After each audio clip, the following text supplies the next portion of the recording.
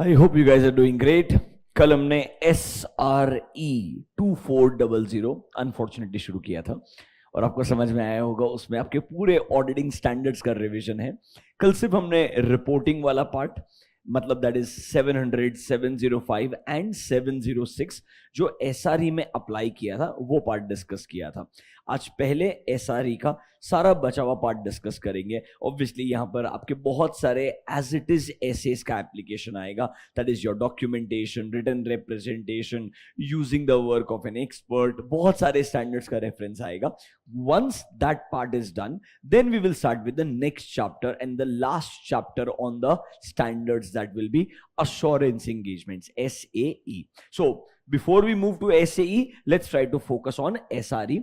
एक बार अच्छे से डिटेल में रीड करके क्लोज करते हैं। देखो ऑनेस्टली जो अलग चीज था वो आपको SRE 2410 में ही बता दिया था दैट सर ऑडिट रिव्यू में डिफरेंस क्या है, नॉर्मली रिव्यू के अंदर क्यों ज्यादा focus inquiry and analytical procedure पे किया जाता है, सर यहां पर क्यों हमारे पास में मॉडरेट लेवल ऑफ अश्योरेंस है, क्यों हमारा लैंग्वेज थोड़ा नेगेटिव है कि nothing has come to our attention that makes us believe that the financial statements are not prepared properly. यहां पे लैंग्वेज का डिफरेंस वगैरह सब आपको ऑलरेडी 2410 में बताया है। एज इट इज 2400 में भी वही अप्लाई करना है। मेजर डिफरेंस एक था, 2410 के अंदर स्टैट्यूटरी ऑडिटर को ही रिव्यू करने के लिए बोला था and the word is called as interim financial information. 2400 में बोला है यहां पर स्टैट्यूटरी ऑडिटर रिव्यू नहीं करने वाला है, कोई और प्रैक्टिशनर को अपॉइंट किया जाएगा and they have used the word historical financial statements, मतलब यहां पर complete set of financial statements cover किए जाएंगे। ये एक मेजर डिफरेंस था जो आपको पता होना चाहिए। अब एक काम करते हैं, SRE पे आते हैं। कल हमने इंट्रोडक्शन वाला पार्ट किया था एंड सिर्फ रिपोर्टिंग वाला पार्ट डिस्कस किया था। आज हम बाकी पार्ट डिस्कस करना शुरू करेंगे। आइए, in your modules come to page number SRE 2400। we're done with page number 10.3। You have to start with 10.4। 10.3 में अगर आप देखेंगे SRE में अलग क्या है एंड आपका ऑब्जेक्टिव क्या है उतना ही मेंशन्ड था। अब हम 10.4 से हमारा डिस्कशन शुरू करेंगे। सारे ऑलमोस्ट एज इट इज ऐसे इसका एप्लीकेशन है, जहां जहां रेस्पेक्टिव ऐसे आएगा आपको वो ऐसे भी रिवाइज करवाते जाएंगे ताकि आपका अंडरस्टैंडिंग बेहतर रहे। और लास्ट में क्या आएगा, रिपोर्टिंग वाला पार्ट आएगा जो हमने कल ऑलरेडी डिस्कस कर लिया था, उसे वापस से रिपीट आज नहीं करेंगे क्योंकि वो कल ऑलरेडी लास्ट में हो गया था। Let's get started with the review engagement. अब अज्यूम कीजिए जैसे आप नॉर्मली एक फाइनेंशियल स्टेटमेंट्स का ऑडिट करते हैं वैसे ही रिव्यू करने वाले हैं। ऑब्वियसली अश्योरेंस लेवल कम रहेगा बट कंप्लीट सेट है दोनों। यहां पर भी complete set of financial statements है जिसका ऑडिट कर रहे हैं, यहां पर भी complete set of financial statement जिसका आप रिव्यू कर रहे हैं। बस ऑब्वियसली यहां पर आपका स्कोप जो है थोड़ा लिमिटेड रहेगा कंपैरेटिवली। तो सर ऑब्वियसली जैसे नॉर्मल ऑडिट में क्वालिटी कंट्रोल्स इंपॉर्टेंट होता है, एथिकल रिक्वायरमेंट्स कंप्लाई करना इंपॉर्टेंट होता है, एंगेजमेंट टर्म्स को बराबर से सोच के अग्री करना इंपॉर्टेंट होता है, वही चीज रिव्यू एंगेजमेंट्स में भी अप्लाई होने वाला है। Let's start with this,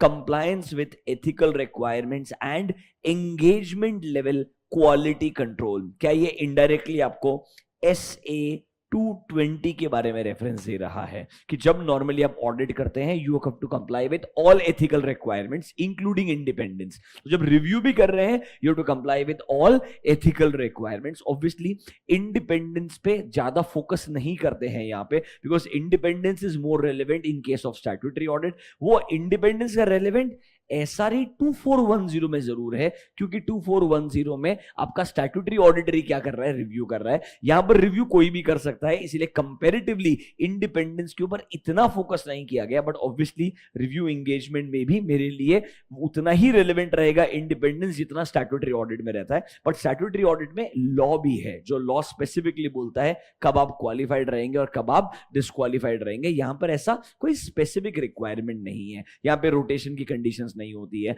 normally इनका स्कोप कंपैरेटिवली कम होता है than audit. Read the line with me, क्या बोलता है, practitioner shall comply with all relevant ethical requirements including independence. And हम चाहते हैं कौन मेन रिस्पॉन्सिबिलिटी रखेगा, एंगेजमेंट पार्टनर। पूरे ओवरऑल एंगेजमेंट को प्लान करके परफॉर्म करने का रिस्पॉन्सिबिलिटी जैसे ऑडिट में भी एंगेजमेंट पार्टनर का होता है वैसे रिव्यू में भी किसका होगा, एंगेजमेंट पार्टनर का ही रहेगा। Is this part clear to you? अब नीचे एक इंटरेस्टिंग लाइन लिख के दिया है, देखिए हम 220 में एक एनालिसिस करते थे, याद है क्या, एक्सेप्टेंस एंड कंटिन्यूएंस एनालिसिस, याद है क्या, कि नॉर्मली ये कुछ चीजों को एनालाइज करना चाहिए बिफोर एक्सेप्टिंग एन एंगेजमेंट और before making a decision you want to continue the engagement और नॉट। यहां पर ना वही चीज लिखा है, बस थोड़ा सा उल्टे पर्सपेक्टिव से लिखा है। रीड द हेडिंग क्या बोलता है, factors affecting acceptance and continuance. यहां पर देखो क्लियरली बोलता है, unless required by laws and regulation practitioner shall not accept a review engagement। मतलब नॉर्मली हमने एक्सेप्ट करना चाहिए, ये वो सर्कमस्टेंसेस दे रहा है जब हमने अनलेस रिक्वायर्ड बाय लॉ या रेगुलेशन एक्सेप्ट नहीं करना चाहिए। यहां पर सारे वो नेगेटिव पॉइंट ऑफ व्यू से चीजें लिख के देगा कि इन सर्कमस्टेंसेस में आपने रिव्यू एंगेजमेंट को एक्सेप्ट नहीं करना चाहिए, ये उसका बोलने का मतलब है। Read the first line again, बहुत इंपॉर्टेंट है, ढंग से पढ़िएगा। Unless required by laws and regulation, practitioner shall not accept, मतलब ये circumstances में आपने accept नहीं करने का है, unless law या regulation आपको force ही करता है कि आपको ये engagement accept करना होगा। नॉर्मली जब हम पढ़ते तो लैंग्वेज स्ट्रेट फॉरवर्ड होता है, याद है क्या, ये सब चीजें एनालाइज करना फिर डिसाइड करना एक्सेप्ट एंड कंटिन्यू करना है या नहीं करना है। यहां उल्टा बोल रहा है, इन सर्कमस्टेंसेस में तो बिल्कुल एक्सेप्ट नहीं करना है, इसके अलावा नॉर्मल सर्कमस्टेंसेस में एक्सेप्ट करना चाहिए। वो 220 में ऑलरेडी बताया था, उसी चीज का इनडायरेक्ट रेफरेंस रहेगा। अच्छा, कब हमने एक्सेप्ट नहीं करना चाहिए, शांति से सोचिए। मेरे को स्टार्टिंग से ही पता है management of the company is going to impose a restriction or limitation on my scope। Acceptance के पहले ही अगर मालूम है कि वो मेरे स्कोप को लिमिट करने वाला है तो मैंने एंगेजमेंट एक्सेप्ट करना ही नहीं चाहिए। लॉजिकल बात है कि नहीं है। दूसरा चीज, यहां पर सर लॉ बोलता है आप स्टैट्यूटरी ऑडिट करवाओ, कंपनी का मैनेजमेंट बोलता है ऑडिट करने का जरूरत ही नहीं है, आप डायरेक्टली रिव्यू करके ओपिनियन दे दो। कैन आई से इनडायरेक्टली वो मुझसे गलत काम करने के लिए बोल रहा है। यहां पर लॉजिकली स्टैट्यूटरी ऑडिट होना चाहिए, पर वो चाहता है मेरा स्कोप कम रहे, इसलिए वो मुझे रिव्यू करने के लिए रिक्वेस्ट कर रहा है। लॉजिकल नहीं है, मैंने ये भी एक्सेप्ट नहीं करना चाहिए। रादर मैंने इस सिचुएशन का फायदा उठाते हुए, मतलब नॉट फायदा उठाते हुए, उनको रिकमेंडेशन देना चाहिए। अगर आप चाहते ही है हम आपके फाइनेंशियल स्टेटमेंट्स को रिव्यू करें तो बेहतर होगा हमने परफॉर्म करना चाहिए स्टैट्यूटरी ऑडिट आइडियली। रादर इसने लिखते लिखते तो ये तक बोला है, अगर वो ऑडिट के लिए नहीं मानते तो उनको बोलो चलो कम से कम कुछ हमको कंपाइलेशन एंगेजमेंट वाला काम दे दो, मतलब गिव अस एसआरएस वाला, स्टैंडर्ड्स ऑन रिलेटेड सर्विसेज वाला। मतलब थोड़ा ट्राई करो कि उनको कन्विंस करने का। रिव्यू इधर अप्रोप्रिएट नहीं है, कोई दूसरा काम अगर हम अग्री करते तो हो सकता है आइडियली। मतलब बॉटम लाइन, इन सिनेरियोज में नॉर्मली आपने रिव्यू एंगेजमेंट एक्सेप्ट नहीं करना चाहिए, ऐसा वो बोलने का ट्राई कर रहा है। अच्छा, क्लियरली आपको लगता है आपको कंपनी के मैनेजमेंट पे, टीसीडब्ल्यूजी के इंटीग्रिटी पे डाउट है, उनके ऑनेस्टी पे डाउट है, तो ऑब्वियसली उस केस में it will not be making sense कि आप ऐसा एंगेजमेंट एक्सेप्ट करें, बिकॉज ये आपके लिए रिस्क और बढ़ा देगा। तो ये इस तरीके से सिचुएशंस को लिख के दे रहा है कि कब आपने रिव्यू एंगेजमेंट एक्सेप्ट नहीं करना चाहिए, unless it is required bye a law और अ रेगुलेशन। थोड़ा बात समझ में आया क्या? एक एक पॉइंट्स को पिक करते हैं, डिस्कस करना शुरू करते हैं। सबसे पहले आइए रीड पॉइंट नंबर 5। पहले पॉइंट नंबर 5 पढ़िए, इमीडिएटली आपको समझ में आएगा। रीड करके क्लोज कीजिए। मैनेजमेंट और TCWG is imposing a limitation on the scope of practitioner work in terms of proposed review engagement. इससे प्रैक्टिशनर को लगता है उसका काम बराबर से नहीं हो पाएगा एंड उसे शायद डिस्क्लेमर देना पड़ेगा फ्यूचर में, तो इट मेक सेंस कि आपने ऐसा एंगेजमेंट एक्सेप्ट ही नहीं करना चाहिए। सेम लैंग्वेज ऐसे 210 में भी है कि अगर आपको स्टार्टिंग से ही मालूम है कि फ्यूचर में डिस्क्लेमर आने वाला है because management is imposing a limitation, तो आपने ऐसा ऑडिट एंगेजमेंट एक्सेप्ट ही नहीं करना चाहिए। 210 में भी सेम बात बोली है, इधर भी सेम बात है, बस ऑब्वियसली यहां पर रिव्यू एंगेजमेंट है, वहां पर ऑडिट एंगेजमेंट था। क्या आपको पॉइंट नंबर 5 समझ में आता है? क्या आपको पता है आपके स्कोप पे लिमिटेशन लगाया जा रहा है जिसकी वजह से शायद फ्यूचर में आपको डिस्क्लेमर देना ही पड़ेगा, तो ऐसा एंगेजमेंट एक्सेप्ट करना ही सेंसिबल नहीं होगा। Is 5 clear to you? Read point number 4। The practitioner has a doubt about management's integrity, जिसकी वजह से मेरे को लगता है पूरा ओवरऑल रिव्यू जो है वही शायद एक्सेप्टेबल नहीं होगा, तो it's better not to accept such a review engagement. आपको लगता है यहां पर मैनेजमेंट के इंटीग्रिटी पे आपको क्या है? डाउट है। Is this clear to you? ऊपर वाला पॉइंट देखिए सर, जो प्रैक्टिशनर का प्रिलिमिनरी अंडरस्टैंडिंग है ऑफ द एंगेजमेंट। ये इंडिकेट करता है दैट सर कुछ इंफॉर्मेशन जो मेरे रिव्यू के लिए इंपॉर्टेंट होने वाला है वो शायद अवेलेबल ही नहीं होगा या अनरिलायबल होगा। मतलब इनडायरेक्टली 3 and 5 इज कनेक्टेड। आपको स्टार्टिंग से डाउट लग रहा है कि शायद कुछ रिक्वायर्ड इंफॉर्मेशन आपको मिलेगा ही नहीं, या मिलेगा तो वो रिलायबल होगा ही नहीं, तो मैं ऐसा एंगेजमेंट एक्सेप्ट ही क्यों करूं जहां पर इनडायरेक्टली एक लिमिटेशन आने ही वाला है मेरे स्कोप के ऊपर। Third is indirectly referring there is a limitation on scope. या तो इंफॉर्मेशन ही नहीं मिलेगा, या मिलेगा तो क्या नहीं मिलेगा, रिलायबल नहीं मिलेगा, तो मैंने ऐसा एंगेजमेंट लेना ही नहीं चाहिए। लॉजिकल लग रहा है क्या? वे इनडायरेक्टली नेगेटिव सिचुएशंस बोल रहा है कब आपने ऐसे एंगेजमेंट्स को एक्सेप्ट नहीं करना चाहिए।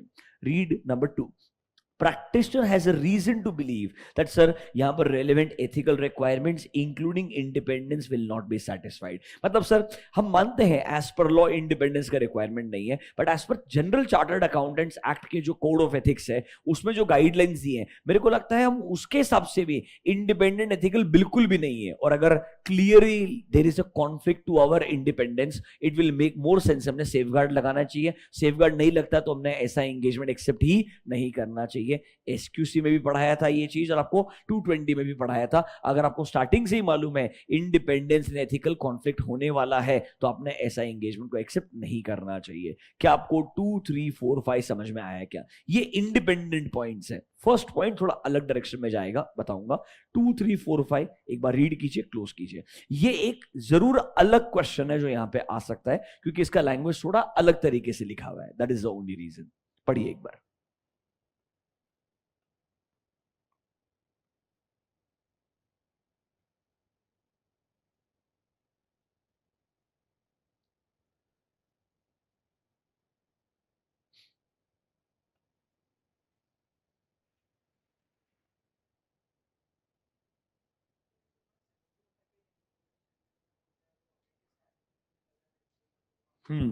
ये 705 नहीं 210 है।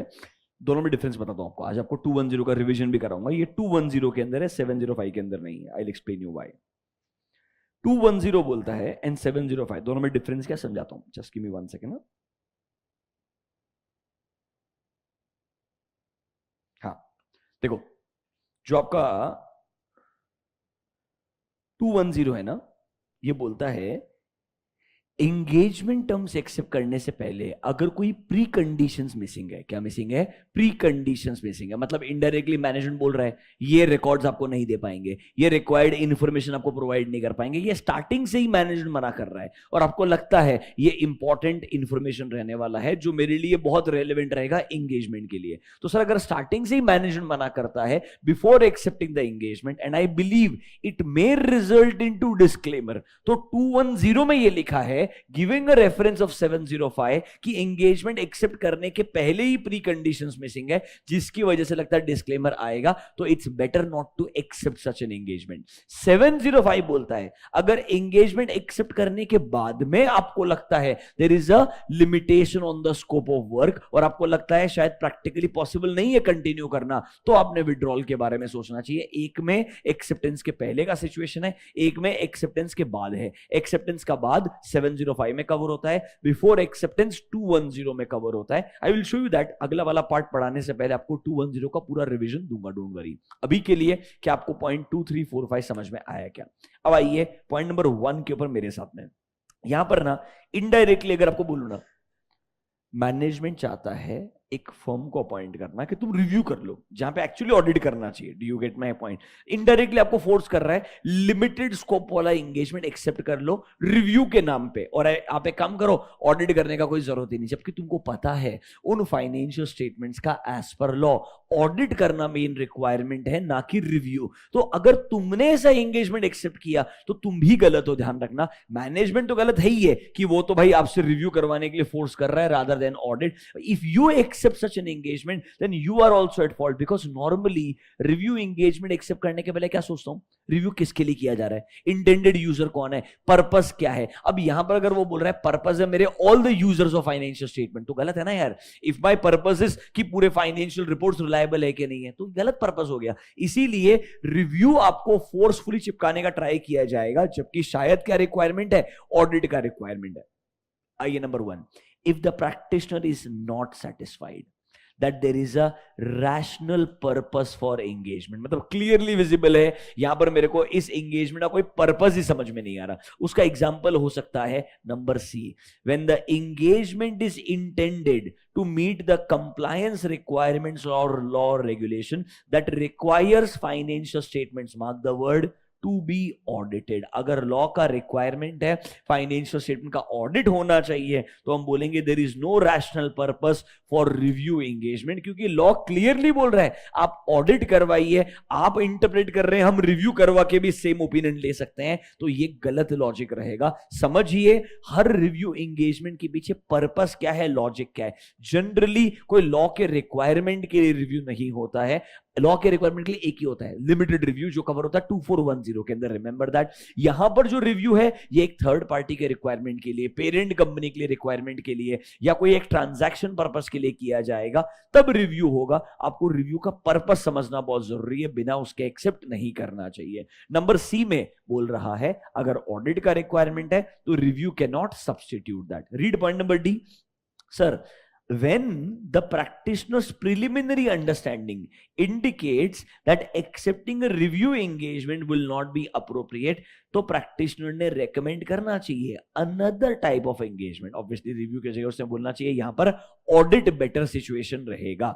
Sir, depending upon the circumstances practitioner may believe कि सर शायद ऑडिट करना बेटर रहेगा then the review. Point number E के अंदर वही चीज इलैबोरेट करके बोल रहा है. अनदर रिकमेंडेशन दीजिए, मतलब बोलिए शायद ऑडिट बेटर रहेगा then review. In other cases शायद लगता है ऑडिट रिव्यू दोनों की जरूरत नहीं है, may be accounting expertise provide करने का ट्राई करूंगा, कंपाइलेशन में हेल्प करने के बारे में सोचूंगा. If the engagement circumstances preclude that the performance of assurance engagement, मतलब वो क्लियरली बोलता है अश्योरेंस करने का कोई जरूरत नहीं है, तो प्रैक्टिशनर में रेकमेंड अ कंपाइल. बेसिकली कुछ तो कम मिले.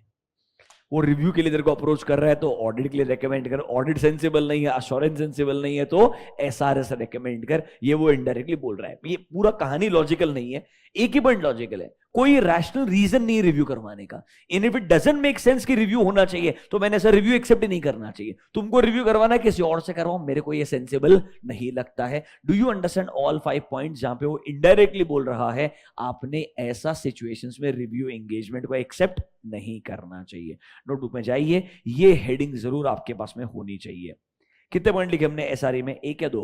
एक ही पॉइंट लिखा है ना, बराबर है. उसमें main point A and B लिखा होगा उसके अंदर भी, या उसमें एक ही एक्सप्लेनेशन दिया है? क्या दिखा है हमने उसके अंदर? चेक कीजिए एक बार.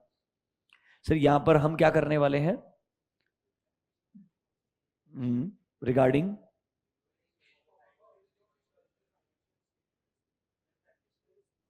नॉट द ऑडिटर, मतलब क्लियरली मीनिंग लिखा है. अब लिखो पॉइंट नंबर 2 इसके अंदर. लिखो point number 2. practitioner should not accept a review engagement. Practitioner should not accept the review engagement in the following circumstances.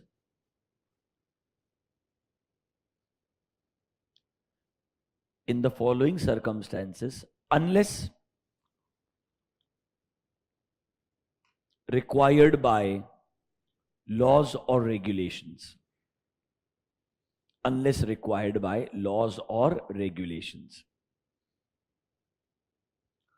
क्या क्या है फटाफट से लिस्ट बना लेते हैं. Bullet point number 1, there is no rational purpose of engagement.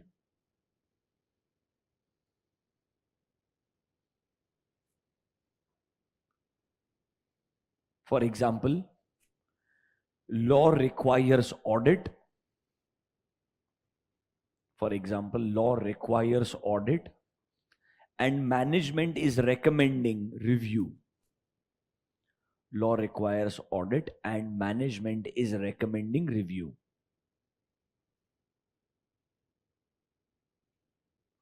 Bullet point number 2, practitioner has doubt about management's integrity.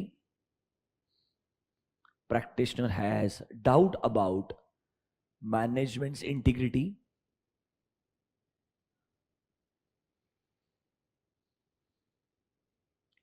Bullet point number 3, management is imposing a limitation management is imposing a limitation on the scope of work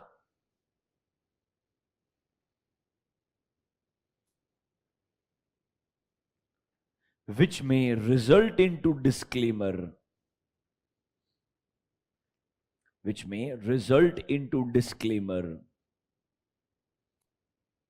before acceptance of engagement.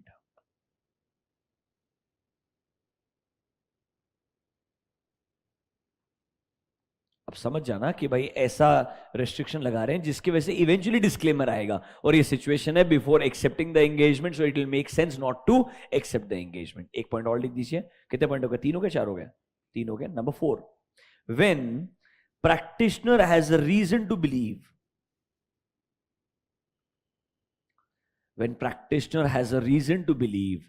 that relevant ethical requirements including independence will not be satisfied.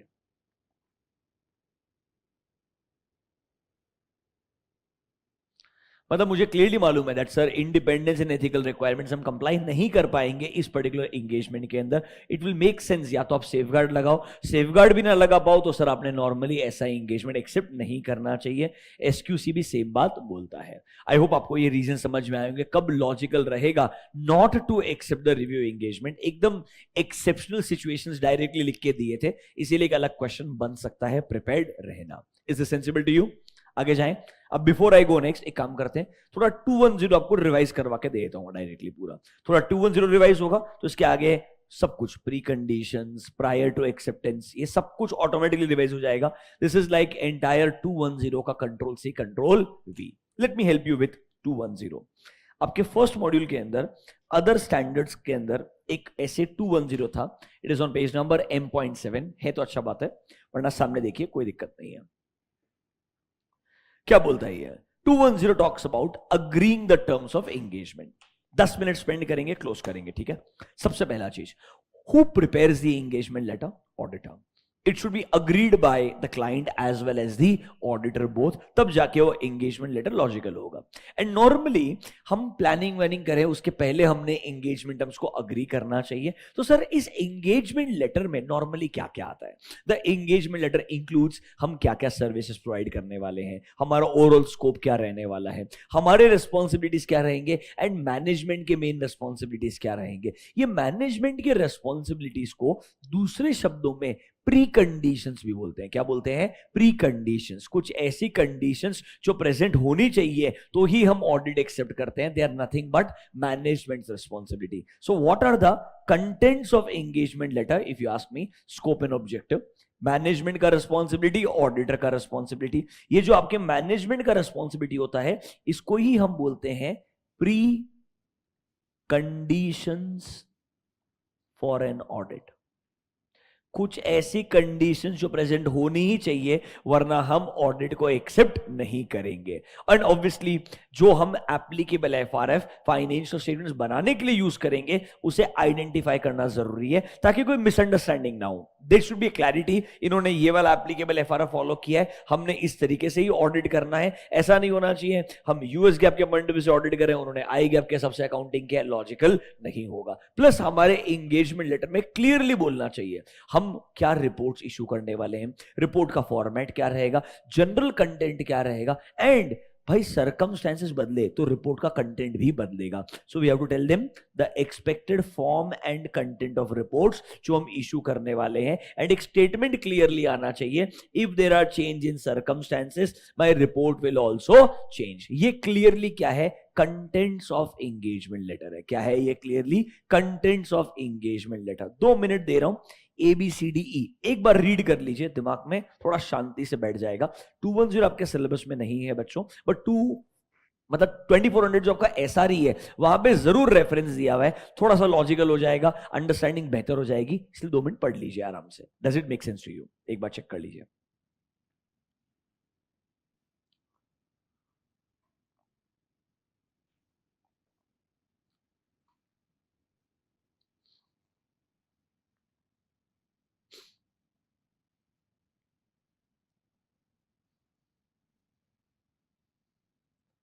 Logical है। अब देखो क्या बोलते हैं, इसमें जो management की responsibility उनको हम क्या बोलते हैं, precondition. So what are these preconditions? Preconditions क्या क्या होती है? बेसिकली प्री कंडीशंस में हम मैनेजमेंट से अक्नॉलेज करने के लिए बोलते हैं एंड रेस्पॉन्सिबिलिटी एक्सेप्ट करने के लिए बोलते हैं। We ask management to acknowledge and accept their responsibility for the following. किन किन चीजों के लिए? Number one, they accept that they are responsible to prepare and present financial statement as per applicable FRF. Management ये agree करता है कि वो अच्छे कंट्रोल्स को डिजाइन करेगा, इंप्लीमेंट करेगा, मेंटेन करेगा, ताकि financial statements can be free from material statement. Management ये अग्री करता है वो ऑडिटर को एक्सेस देगा ऑल द रिकॉर्ड्स का, ऑल द डॉक्यूमेंट्स का, ऑल द इंफॉर्मेशन का विच is required for the purpose of audit. Sir even auditor को अनरेस्ट्रिक्टेड एक्सेस मिलेगा ऑफ ऑल द एम्प्लॉइज जिनसे वो किसी भी तरीके का इंफॉर्मेशन एक्सप्लेनेशन मांग सकता है, ताकि ऑडिट करने के दौरान उसे कोई चैलेंजेस फेस करने को ना मिले। ये सब चीजें कहलाती है प्री कंडीशंस, कंडीशंस जो पहले से प्रेजेंट होनी चाहिए। Look at the heading, pre-conditions for an audit, this is nothing but managements responsibilities. हमारे फर्स्ट मॉड्यूल में M.7 पे दिया है, देखिए, obtain the agreement with management that they acknowledge and understand their responsibility for the following। देखिए number one, they are responsible to prepare financial statement as per applicable FRF। They are responsible कि अच्छे internal controls को उन्होंने apply करना चाहिए so that financial statements can be free from material statement. वो sir agree करते हैं, they will provide auditor access to all the documents and records, they will provide access of additional information which auditor may require for the purpose of audit, they will give unrestricted access to persons, मतलब employees जितने भी है organisation के, उनसे हम कोई भी inquiries वगैरह कर सकते हैं, एक्सप्लेनेशन मांग सकते हैं which is required for the purpose of our audit. ये सब चीजें कहलाती है प्री कंडीशंस, कुछ ऐसी कंडीशंस जो प्रेजेंट होनी चाहिए बिफोर एक्सेप्टिंग द ऑडिट। एक बार पढ़ लीजिए, प्री कंडीशन समझता है कि आपको ये सब इंटरमीडिएट में आप डिटेल में पढ़ के आए हो, फाइनल के सिलेबस में एक्चुअली है नहीं, बस एसआरई में रिपीटेड है इसलिए आपको रिवाइज करवा के दे रहा हूं। रीड कर लीजिए एक बार।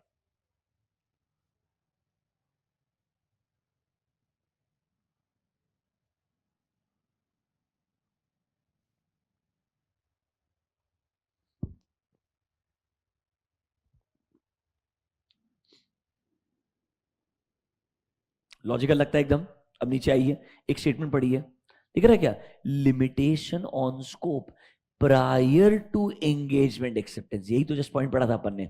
अगर मैनेजमेंट एंगेजमेंट एक्सेप्ट करने के पहले रेस्ट्रिक्शन लगाता है, लिमिटेशन लगाता है ऑडिटर के स्कोप के ऊपर, जिससे ऑडिटर को लगता है शायद फ्यूचर में इसकी वजह से डिस्क्लेमर देना ही पड़ेगा, तो ऐसा लिमिटेड स्कोप का एंगेजमेंट एक्सेप्टिंग क्यों करना है? ये 210 में क्लियरली बोला है, अगर मैनेजमेंट या TCWG is imposing a limitation on the scope of auditors work, जिसकी वजह से ऑडिटर बिलीव करता है ये लिमिटेशन की वजह से ऑडिटर को क्या देना पड़ेगा? डिस्क्लेमर देना पड़ेगा, तो ऑडिटर ने ऐसा लिमिटेड स्कोप वाला एंगेजमेंट क्या नहीं करना चाहिए?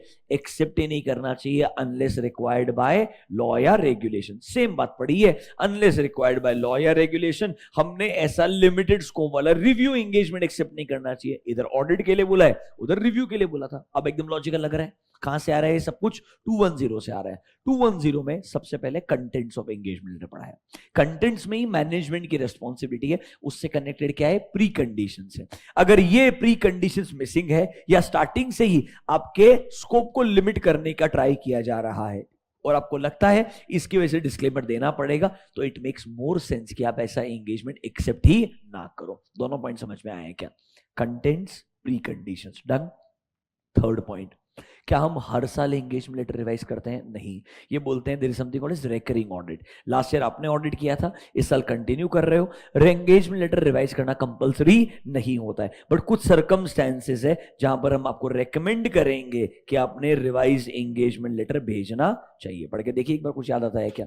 This a change in the business का scope, change in the nature of services to be provided, change in top level management, change in laws या regulation, change in applicable FRF, changes in auditing standards, या कोई misunderstanding था previous year में, तो आपको अगले साल एंगेजमेंट टर्म्स को रिवाइज करना चाहिए। Otherwise same engagement terms continue हो सकते हैं। पढ़ के क्लोज कर दीजिए एक बार।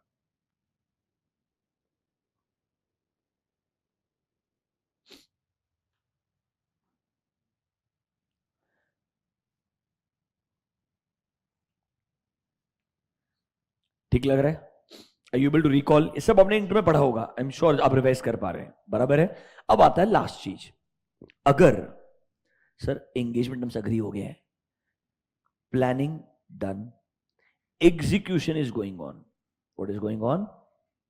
During the course of audit, मतलब एग्जीक्यूशन के दौरान सडनली मैनेजमेंट आके एक दिन बोलता है let's revise the engagement terms, मतलब during the course of audit they request you to revise the engagement terms. Auditor ने रिवाइज टर्म्स को एक्सेप्ट करना चाहिए कि नहीं करना चाहिए? जनरली एक्सेप्ट नहीं करना चाहिए unless there is a reasonable justification for doing so. कोई रीजनेबल जस्टिफिकेशन है तो शायद मैं एक्सेप्ट कर सकता हूं। उसके अंदर एक पॉइंट था, अगर ओल्ड टर्म्स जो आपने अग्री किए थे एंड रिवाइज टर्म्स जो मैनेजमेंट रेकमेंड कर रहा है, if revise terms results into lower level of assurance, results into lower level of assurance, तो ऑब्वियसली ऑडिटर ने रिवाइज टर्म्स को एक्सेप्ट नहीं करना चाहिए। If I am less comfortable, why will I accept it? Ideally if I am equally comfortable तो मैं accept कर सकता हूं। इक्वली कंफर्टेबल कब रहूंगा? जब सर एक्चुअली एक सर्विस का रिक्वायरमेंट ही खत्म हो गया होगा। मतलब पहले स्टार्टिंग में चिल्ला चिल्ला के बोला जीएसटी ऑडिट सबको करवाना पड़ेगा, बाद में बोला नहीं इतना रेलेवेंट नहीं है, फाइनेंस मिनिस्टर ने रिक्वायरमेंट ही चेंज कर दिया। तो जब कोई सर्विस का रिक्वायरमेंट बदल जाए, जब हमको लगता है कंपनी के अंदर एक छोटा सब्सिडरी था जिसका भी ऑडिट हमको करना था, अब कंपनी ने सब्सिडरी बेचने का डिसीजन ले लिया है, बेचने के बाद में उसका फाइनल कंक्लूजन जो है वो हमारे नंबर्स में डायरेक्टली आने वाला है, तो हमको सब्सिडरी को विजिट करने का जरूरत क्यों है? ऑडिटिंग करने का जरूरत क्यों है? मतलब bottom line there is a change in circumstances जिसकी वजह से एंगेजमेंट टर्म्स रिवाइज होते हैं। लॉजिकल लगता है तो एक्सेप्ट कर सकते हो, अदरवाइज एक्सेप्ट करने का जरूरत नहीं है। अच्छा, अग्री अगर ऑडिटर को लगता है लोअर लेवल ऑफ एश्योरेंस नहीं हो रहा है, लॉजिकल सर्कमस्टेंसेस है, मैं इक्वली कंफर्टेबल हूं, can he accept the revise terms? Yes. नया एंगेजमेंट लेटर बनाना पड़ेगा? हाँ। उसके सबसे काम करना पड़ेगा? यस। यही आपका 210 है। 210 में 4 सिचुएशन थी, contents of engagement letter, preconditions, recurring audit में कौन से ऐसे फैक्टर्स है जब मुझे रिवाइज लेटर भेजना पड़ता है, एंड लास्ट पॉइंट बोलता है कब ऑडिटर ने एक्सेप्ट करना चाहिए revision in engagement terms if management is requesting the revision during the course of audit. कब एक्सेप्ट करना है, कब नहीं एक्सेप्ट करना है, ये 210 में लिख के दिया है। 210 थोड़ा समझ में आया क्या? पक्का? यही सब कुछ अब अगले 2-3 पेज में लिखा हुआ है। आइए let's read your SRE। I hope आप जब रीड करेंगे आपको एकदम लॉजिकल लगेगा और इजीली क्लोज होते जाएगा। 10.5 ऑलमोस्ट 1-1.5-2 पेज 210 के ऊपर है। देखिए फर्स्ट हेडिंग क्या बोलता है, pre conditions for accepting a review. Same चीज, पहला चीज क्या सर FRF एक्सेप्टेबल है कि नहीं है? फिर सर मैनेजमेंट से लिखवा के लीजिए दैट वो एक्नॉलेज करता है एंड अंडरस्टैंड करता है that they are responsible for what sir? Preparation of financial statements and they are responsible for internal control. Thank god shortcut लगाया, पूरे सेंटेंसेस लिखने के बजाय इसने preparation of financial statement and internal control. They are also responsible to give access of all the information so that reviewer can do his review properly and there should be unrestricted access to persons. Don't you think पूरा preconditions अपने हिसाब से summarize करके लिख दिया, but don't you think as it is copy paste है? Logical है? नीचे आइए, prior to accepting the review engagement practitioner shall, unfortunately same चीज रिपीटेड है, प्री कंडीशन फिर से, वो समरी था नीचे डिटेल में आ गया, इवन आई जस्ट रियलाइज्ड। लिखा है, पढ़ो, खत्म करो भी क्या है।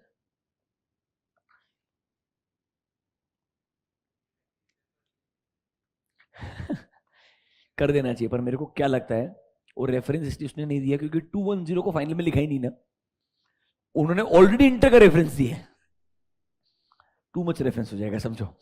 पहले एक तो ऐसे 210 लिखा नहीं, उसमें अजम्पशन है कि इंटर में पढ़ा रहे तुमको, समझ रहे हो मेरे बात। अब इधर एसआरई में बोलेगा ये तेरे को 210 में इंटर में पढ़ाया होगा, कर सकते हैं बट ठीक है अभी आईसीआई है। और ऑनेस्टली बताऊं, ये जो 4 चैप्टर हैं ये नए लिखे हैं, मतलब ये चैप्टर पहले एग्जिस्ट नहीं करते थे। मतलब मैंने 2014-15 के अंदर भी फाइनल का सिलेबस पढ़ाया है, उसके ऊपर लिटरली एक पेज पूरे एसआरई के ऊपर 2400 पे एक पेज ज्यादा बोल दिया, 2400 पे तो आधा ही था, 2410 पे एक पेज था क्योंकि स्टैट्यूटरी ऑडिटर इन्वॉल्व रहता है इसलिए, और रिपोर्ट का फॉर्मेट भी पूरा आपका 800 सीरीज एसआरई एसएई एसआरएस सब मिला के 7 से 8 पेज, ये आईसीआई मॉड्यूल का सिलेबस था, समझ रहे हो क्या मेरा बात, मैक्सिमम। एंड सब में से मिला के एक क्वेश्चन आता था, only 1 question, and that used to be the first question. Question 1 part A used to be that, हमेशा कंपल्सरी क्वेश्चन का पहला पार्ट, मतलब 4 मार्क का वेटेज फिक्स था, एक ही क्वेश्चन आएगा, तो मेजोरिटी पब्लिक ऑप्शन छोड़ देता था, जिसको मालूम है एक ही क्वेश्चन आने वाला, उसके लिए 8 पेज समझना, पर एक्चुअली वो क्वेश्चन सबसे आसान होते थे क्योंकि तब तक कंटेंट 7-8 पेज ही थे, तो क्वेश्चन उसमें से ही आएगा। अब मैं तुमको बता रहा हूं, मेरे को लगता है बेर मिनिमम 2 या 3 क्वेश्चन तुमको देखने को मिलेगा, मान के चलो 4 चैप्टर में से 2 चैप्टर में मिनिमम क्वेश्चन आएगा कंपल्सरीली, और एमसीक्यू में तो कुछ भी पूछेगा क्योंकि लिटरली उसके पास पूरा फ्रीडम है ना। एक सिचुएशन पे रिव्यू ऑडिट को कनेक्ट करना कितना मुश्किल होगा, लिस्टेड कंपनी के बारे में लिखते ही मैं क्वेश्चन आराम से कैसे भी बना सकता हूं, I can float a question the way I want to. इसीलिए अब मेरे को लगता है थोड़ा सा इन 4 चैप्टर पे अप्रोच इतना डिटेल में अगर दिया है तो क्वेश्चनिंग भी डेंजरस होगा, that is why I am devoting time, otherwise तो ठीक है। पढ़ो, क्लोज करो एक बार।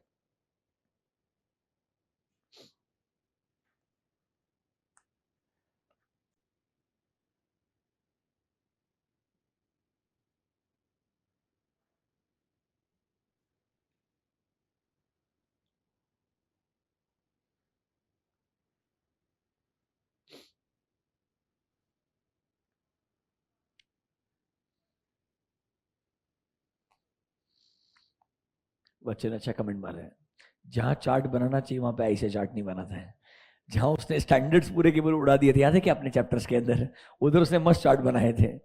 वैलिड पॉइंट, तुम बहुत अच्छा सोचते हो आईसीए के बारे में।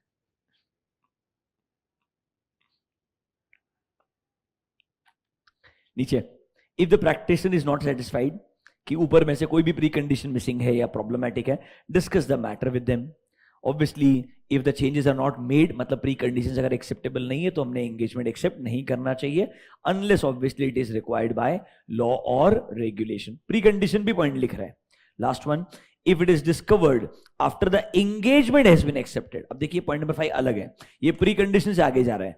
एंगेजमेंट एक्सेप्ट होने के बाद में अगर कुछ डिस्कवर करते हैं that I am not satisfied with any of the pre condition, practitioner will discuss with management, TCWG. सोचना चाहिए मैटर कैसे रिजॉल्व हो सकता है, क्या अभी भी लॉजिकल लगता है एंगेजमेंट कंटिन्यू करना, एंड सर अगर लेट्स से प्रॉब्लम सॉल्व हो जाता है, कंटिन्यू कर सकते हो तो कोई दिक्कत नहीं है। If you believe matter is still significant, should get reported, तो आप उसको रिपोर्ट भी कर सकते हो अपने प्रैक्टिशनर्स रिपोर्ट के अंदर, wherever you will believe it is more logical. पर मतलब बॉटम लाइन यही है, प्री कंडीशन की प्रॉब्लम एंगेजमेंट एक्सेप्ट के पहले है तो एक्सेप्ट ही नहीं करूंगा, बाद में हुआ तो सोचूंगा उसका प्रॉब्लम का इंपैक्ट कितना सिग्निफिकेंट है, बहुत सिग्निफिकेंट हुआ तो वहां भी विड्रॉ कर सकता हूं। लॉजिकल एकदम। आगे बढ़े, आ जाइए नेक्स्ट हेडिंग क्या बोलता है, agreeing the terms of engagement. 210 ही है, practitioner shall agree the terms properly before you start the engagement. उसको प्रॉपर एक एंगेजमेंट लेटर में रिकॉर्ड करना चाहिए, या any other suitable form of written agreement. बराबर है कि नहीं है। रेकरिंग एंगेजमेंट के अंदर हर साल लेटर रिवाइज करने का जरूरत नहीं होता है, unless you believe there are factors. पढ़ाए थे ना आपको कौन से फैक्टर्स में it will make more sense to revise your engagement letter. अगर कुछ भी बदलाव है तो रिवाइज एंगेजमेंट लेटर बना के अग्री भी करना चाहिए। देखो, the practitioner shall not agree to a change in terms when there is no reasonable justification for doing so. मतलब during the course of engagement कोई भी अगर रीजंस की वजह से वो रिवाइज करने के लिए बोलते हैं, तो अगर जस्टिफाइबल रीजन नहीं है तो हम एक्सेप्ट नहीं करेंगे। देखो, if prior to completion practitioner is requested to change the engagement terms for which no assurance is obtained, तो सर अगर रीजनेबल जस्टिफिकेशन है तो ही सोचेंगे। एंड ऑब्वियसली अगर दोनों अग्री करते हैं तो क्या करना चाहिए, दोनों ने अग्री करके नए टर्म्स को रिकॉर्ड कर लेना चाहिए इन अ सूटेबल फॉर्मेट। पूरा 210 कंट्रोल सी कंट्रोल भी है, नथिंग एल्स। आई होप आपको वर्ड बाय वर्ड सब कुछ समझ में आया होगा। देखो वापस से शांति से, पूरे 2400 में हमने क्या किया, सबसे पहले 2400 में अलग क्या है उसका ऑब्जेक्टिव पढ़ा, कुछ नहीं, हमारे 200 वाला ऑब्जेक्टिव ही था, बस यहां पर बोला रीजनेबल अश्योरेंस की जगह लिमिटेड अश्योरेंस आएगा, मॉडरेट अश्योरेंस आएगा, it will be lower than reasonable assurance. इधर ओपिनियन की जगह क्या आएगा, कंक्लूजन आएगा, बाकी सब कुछ सेम था वर्ड बाय वर्ड। फिर बोला एंगेजमेंट टर्म्स एक्सेप्ट करने से पहले ए एंड सी एनालिसिस लगाना चाहिए, इधर बस उल्टा बोला है, इन सर्कमस्टेंसेस में रिव्यू एंगेजमेंट एक्सेप्ट ही मत करना अनलेस रिक्वायर्ड बाय लॉ या रेगुलेशन। ये अलग है इसलिए आपको लिखवा के भी दिया। इसके आगे सिर्फ एंगेजमेंट टर्म्स ऐसे 210 एज इट इज रिपीटेड है, आई एम श्योर आपको वर्ड बाय वर्ड समझा होगा। Can I ignore this? आगे बढ़े, पक्का नोटबुक में जाइए। आपने लिखा number 1 introduction to SRE, number 2 लिखा किन सर्कमस्टेंसेस में लॉजिकल नहीं है टू एक्सेप्ट रिव्यू एंगेजमेंट। लिखिए point number 3, agreeing the terms of review engagement, agreeing the terms of review engagement, dash करके लिखिए, similar to the content and requirements of SA 210, similar to the contents and requirements of SA 210. कोई major difference नहीं है, as it is copy paste है.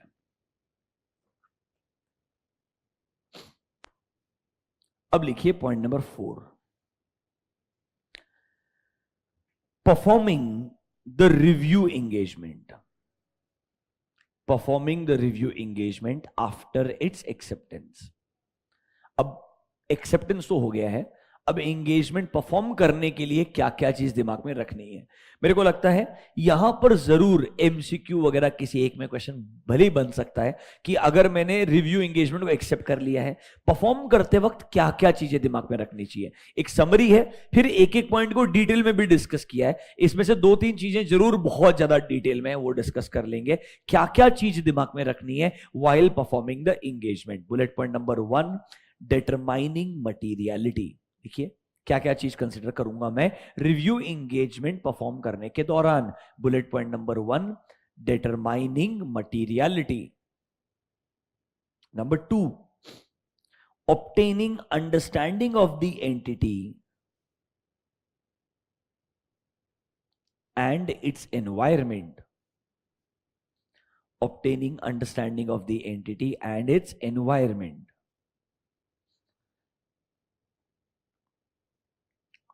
Technically 315 320 लिखा है. 315 risk assessment, 320 materiality. अब 330 भी आएगा. 330 क्या है? रेस्पॉन्सेस. देखिए आपको बताया था 315 रिस्क असेसमेंट, 320 सेटिंग और मटेरियलिटी. लास्ट चीज क्या है? प्रोसीजर लगाना पड़ेगा ना. What is 330? Your responses to the assessed risk. अब रिव्यू में क्या रेस्पॉन्सेस आएंगे? Inquiry, analytical procedure and other review procedure. तो लिखिए bullet point number 3, design and perform inquiry and analytical procedures. Design and perform inquiry and analytical procedures. Next, perform additional or other procedures. Perform additional or other procedures if necessary in the circumstances.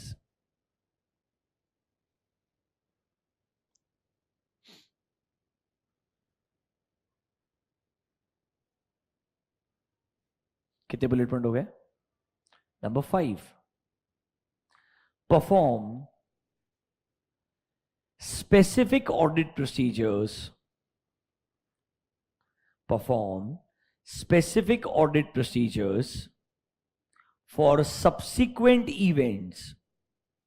Perform specific audit procedures for subsequent events as required by SA 560.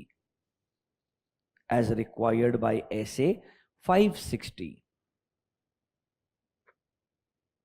Next bullet point. Obtain appropriate written representation. Obtain appropriate written representation from the management. Obtain appropriate written representation from the management as required under SA 580. As required under SA 580. And last one, evaluate the audit evidences obtained. Evaluate the audit evidences obtained to form an appropriate conclusion. To form an appropriate conclusion on the financial statements. Appropriate conclusion on the financial statements before expressing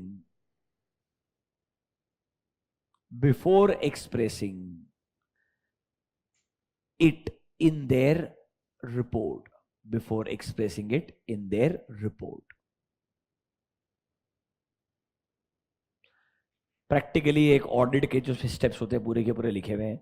risk identification, assessment, materiality, responses. इसमें control testing वगैरह नहीं आएगा. Major focus रहेगा inquiry and analytical procedure के ऊपर. Control समझते हैं up to some extent but detail में चेक नहीं करते हैं. इसके बाद में सर सब्सिक्वेंट इवेंट्स के लिए अलग प्रोसीजर लगाने पड़ेंगे. गोइंग कंसर्न का पॉइंट लिखा नहीं है पर वो भी चेक करना पड़ता है. रिटन रिप्रेजेंटेशन ऑब्टेन करने पड़ते हैं. Can we also use the work of internal auditor? Can we also use the work of expert? Yes. वो सेम चीजें रेलेवेंट रहेगी.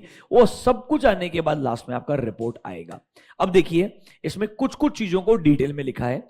आउट ऑफ देम मेरे को वैसे नहीं लगता है किसी एक पे स्पेसिफिक क्वेश्चन पूछेगा. लिख भी देगा तो कोई दिक्कत नहीं है. आपको रेस्पेक्टिव ऐसे अगर आता है you should be able to write the answer. I will show you some examples that कैसे आप वो आंसर लिख पाएंगे लॉजिकली. एक एक पॉइंट्स को रीड करके क्लोज करेंगे पर एक लिस्ट बना के दे दी आपको. इसके बाद में रिपोर्टिंग ही बचता है. इसके बाद में क्या बचता है? रिपोर्टिंग. रिपोर्टिंग में तो एज इट इज आपको मालूम है, कल पढ़ाया था पूरा 700, 705, 706 as it is copy paste था. कल बताया था आपको रिपोर्टिंग पूरा वर्ड बाय वर्ड पढ़ा के दिखाया था कल, याद है ना?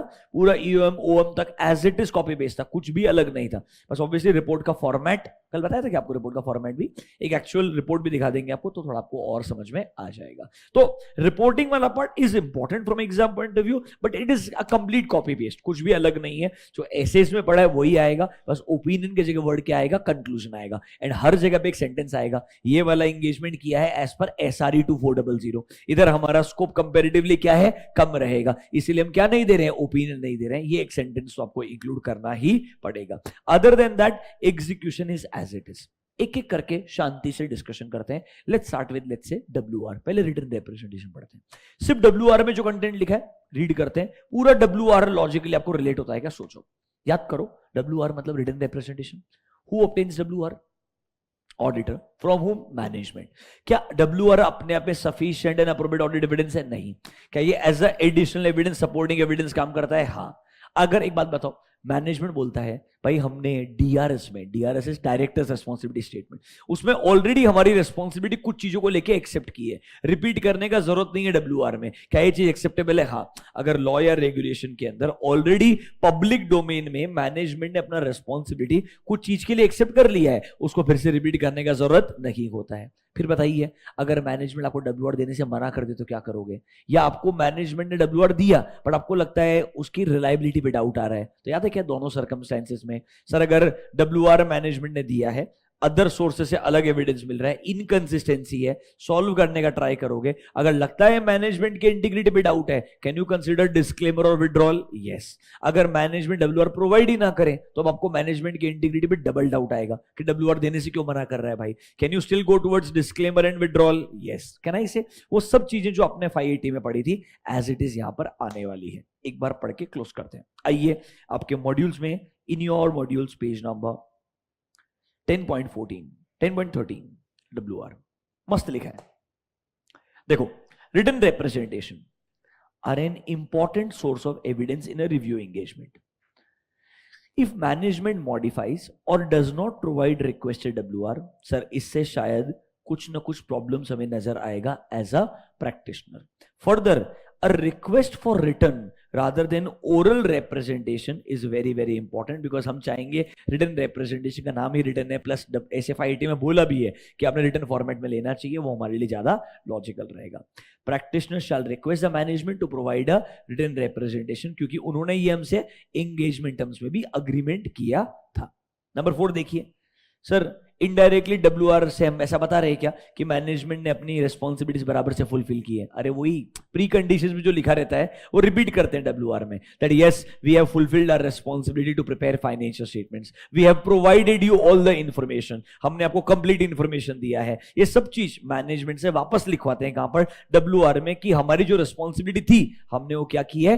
फुलफिल की है. फिर देखो, अगर कोई लॉ और रेगुलेशन ऑलरेडी बोलता है कि मैनेजमेंट ने पब्लिक स्टेटमेंट में अपनी रिस्पॉन्सिबिलिटी देनी चाहिए, तो सेम चीज को रिपीट करने का जरूरत नहीं होता है। जैसे कि डीआरएस में, डायरेक्टर्स रिस्पॉन्सिबिलिटी स्टेट में मेरी रिस्पॉन्सिबिलिटी लिखी हुई है, वो सेम चीजों को वापस डब्ल्यूआर में लिखवाने का जरूरत नहीं, क्योंकि मैंने पब्लिकली उस चीज के लिए रिस्पॉन्सिबिलिटी को एक्सेप्ट किया हुआ है। There is no point repeating the same thing. ये सब कुछ 580 से कॉपी पेस्टेड है, ये सब कुछ इंटरमीडिएट के ऐसे 580 में वर्ड बाय वर्ड डिटेल में है। आगे देखिए, in addition to the written representation required under this SRE, practitioner may consider it necessary to request other WR about financial statement। कुछ और एडिशनल चीजें भी चाहिए तो भी WR में लिखवा सकता है। सर मैं नॉर्मली क्या लिखवाता हूं WR में, आइए अगले पेज पे। practitioner will request the management to include following matters। पढ़ के देखिए जरा। subsequent events, related party transaction, non compliance with laws and regulations, कुछ भी गलतियां जो मिली थी, जो एडजस्टेड है कि नहीं है, हर एक चीज हमने ऑडिटर को बतानी चाहिए। ये हमने बताई है, इस चीज के रिगार्डिंग हमारा रिस्पॉन्सिबिलिटी है।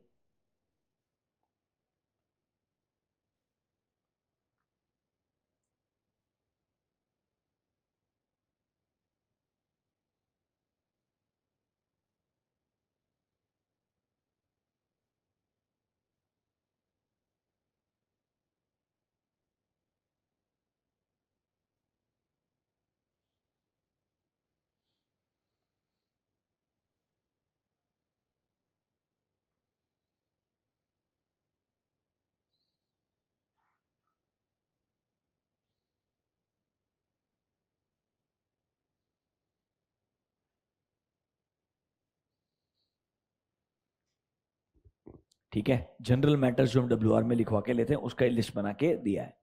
लॉजिकल चीज है। These are your contents of written representation, you can say. नीचे देखिए, अगर मैनेजमेंट प्रोवाइड नहीं करता है वन और more requested WR, discuss with management TCWG। इससे शायद हमको उनके पूरे इंटीग्रिटी पे डाउट आएगा, एंड कैन आई से हमने अप्रोप्रिएट एक्शन लेना चाहिए। What is appropriate action?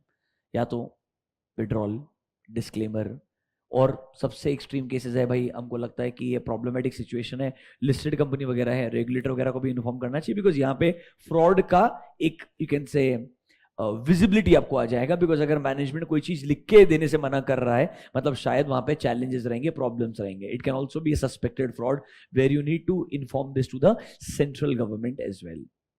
अगर practitioner shall disclaim a conclusion और विड्रॉ फ्रॉम एन एंगेजमेंट, अगर विड्रॉल पॉसिबल नहीं है या पॉसिबल है, देखो एक प्रैक्टिशनर कंक्लूड्स दैट सर उसको सिग्निफिकेंट डाउट है about the integrity of management, क्योंकि WR क्या नहीं है, रिलायबल नहीं है। यहां पर WR प्रोवाइड नहीं कर रहा है, यहां पर WR रिलायबल नहीं है। उसने दिया है बट सर उसमें इनकंसिस्टेंसी है, WR में कुछ और है, सिचुएशन जब हमने एक्चुअली ऑडिट किया तो कुछ और मिलता है। सर मैनेजमेंट अगर हमको प्रोवाइड नहीं कर रहा है ढंग से रिप्रेजेंटेशन, तो सर हमने विड्रॉल कंसिडर करना चाहिए, अदरवाइज डिस्क्लेमर देना चाहिए। सब कुछ ऐसे 580 में था एज इट इज। हमने डिस्कस किया था 580 को थोड़ा बहुत, अगर आपको याद है तो। WR के ऑब्वियसली बहुत ही लिमिटेड था आपके सिलेबस के अंदर, बट चलिए चीज पढ़ाई है आपको, कुछ ज्यादा रह गया, एक बार अच्छे से और देख लीजिए। If you are comfortable I will go next. मेरे हिसाब से WR वाला पार्ट कंप्लीट हो चुका है, written representation.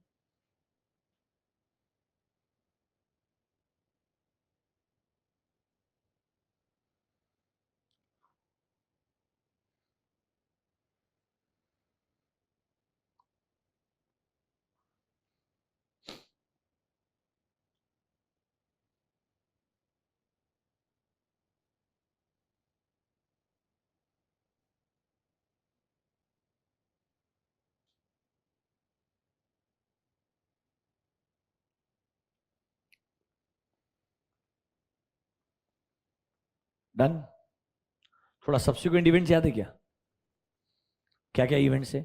Event occurring after balance sheet date but before auditor's report date, दूसरा after auditor's report date but before financial statement issue date, and तीसरा after financial statement issue date.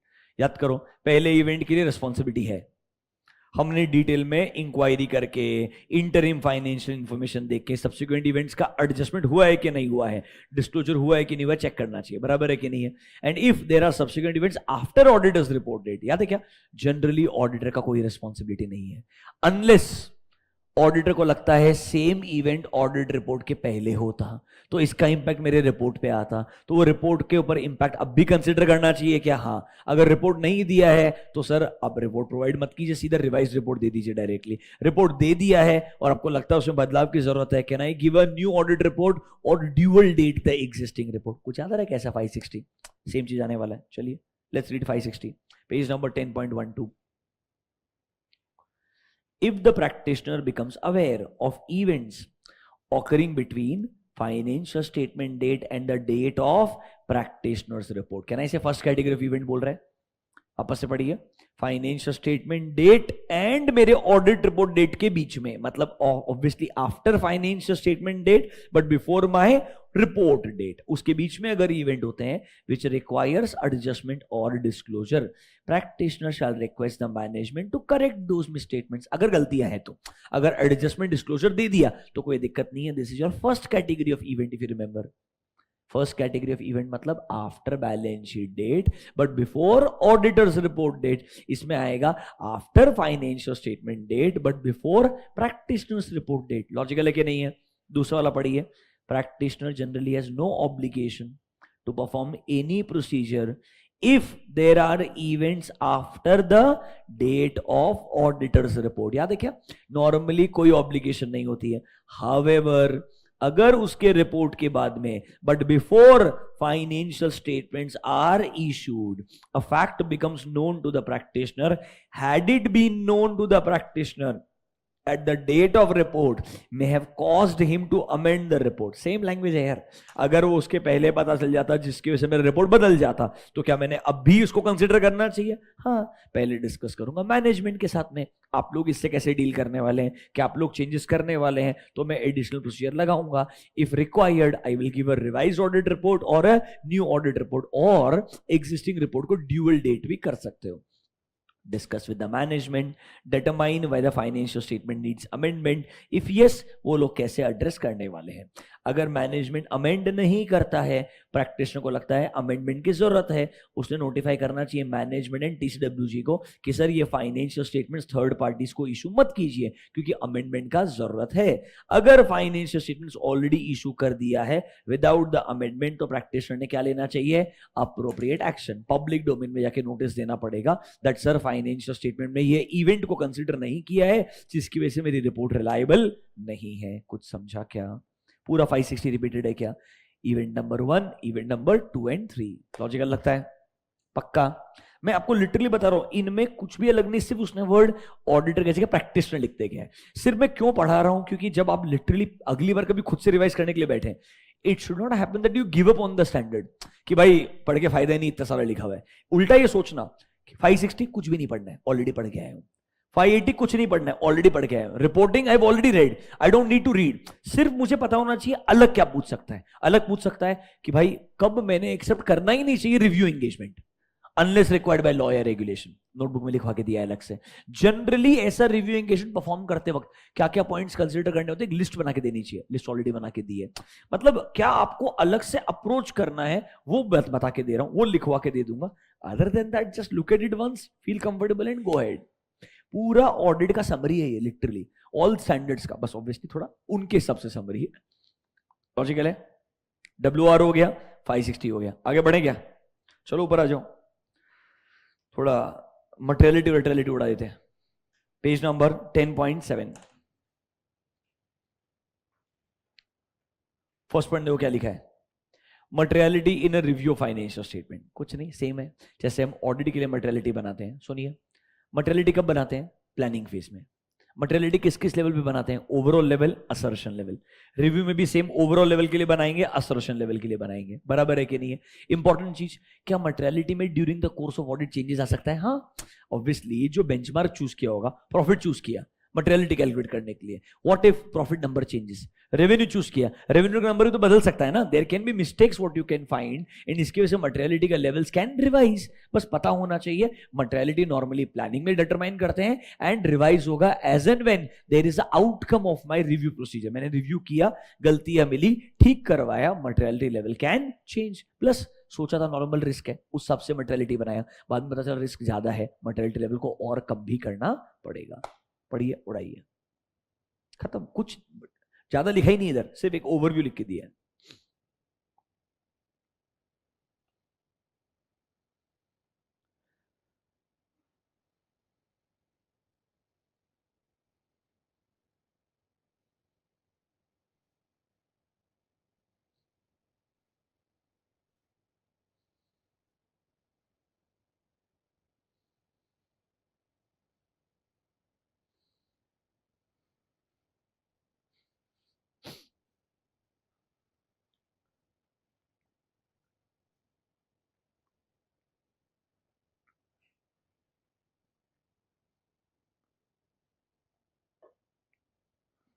Done. बोलता है ना मर्टेलिटी का revision भी होना चाहिए। If he becomes aware of any information during the review जिसकी वजह से उसको लगता है एक अलग अमाउंट हमने मर्टेलिटी के लिए डिफाइन करना चाहिए then the original amount. Original amount सोचा x, बाद में लगता है रिस्क बढ़ गया, मर्टेलिटी का अमाउंट और कम करना चाहिए। I can revise the materiality as and when I perform my review. Logical है, ऑडिट में भी सेम तरीके से अप्लाई होता है। नीचे आइए, obtaining understanding of the entity. Thank God बहुत सारा लिखा है, 3 लाइन्स।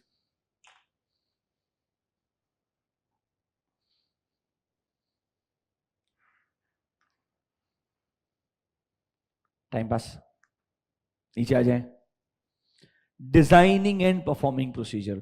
अब देखो इधर ना थोड़ा सा लैंग्वेज अच्छे से पढ़िएगा, है कुछ भी चैलेंजिंग नहीं, पर एक्चुअली में बढ़िया समरी लिख के दिया है। मतलब if you ask me point number 3, why inquiry is relevant, 4, 5 and 6 जो बचे हुए हैं, 3, 4, 5, 6 लैंग्वेज बढ़िया है, कुछ अलग नहीं है। आपको बस एक ओवरव्यू देता हूं, पहले सुन लीजिए 5 मिनट मेरा बात, फिर रीड कर लेंगे हम एक बार के लिए क्विकली लाइक अ नॉवल। सुनिए, रिस्क असेसमेंट किया।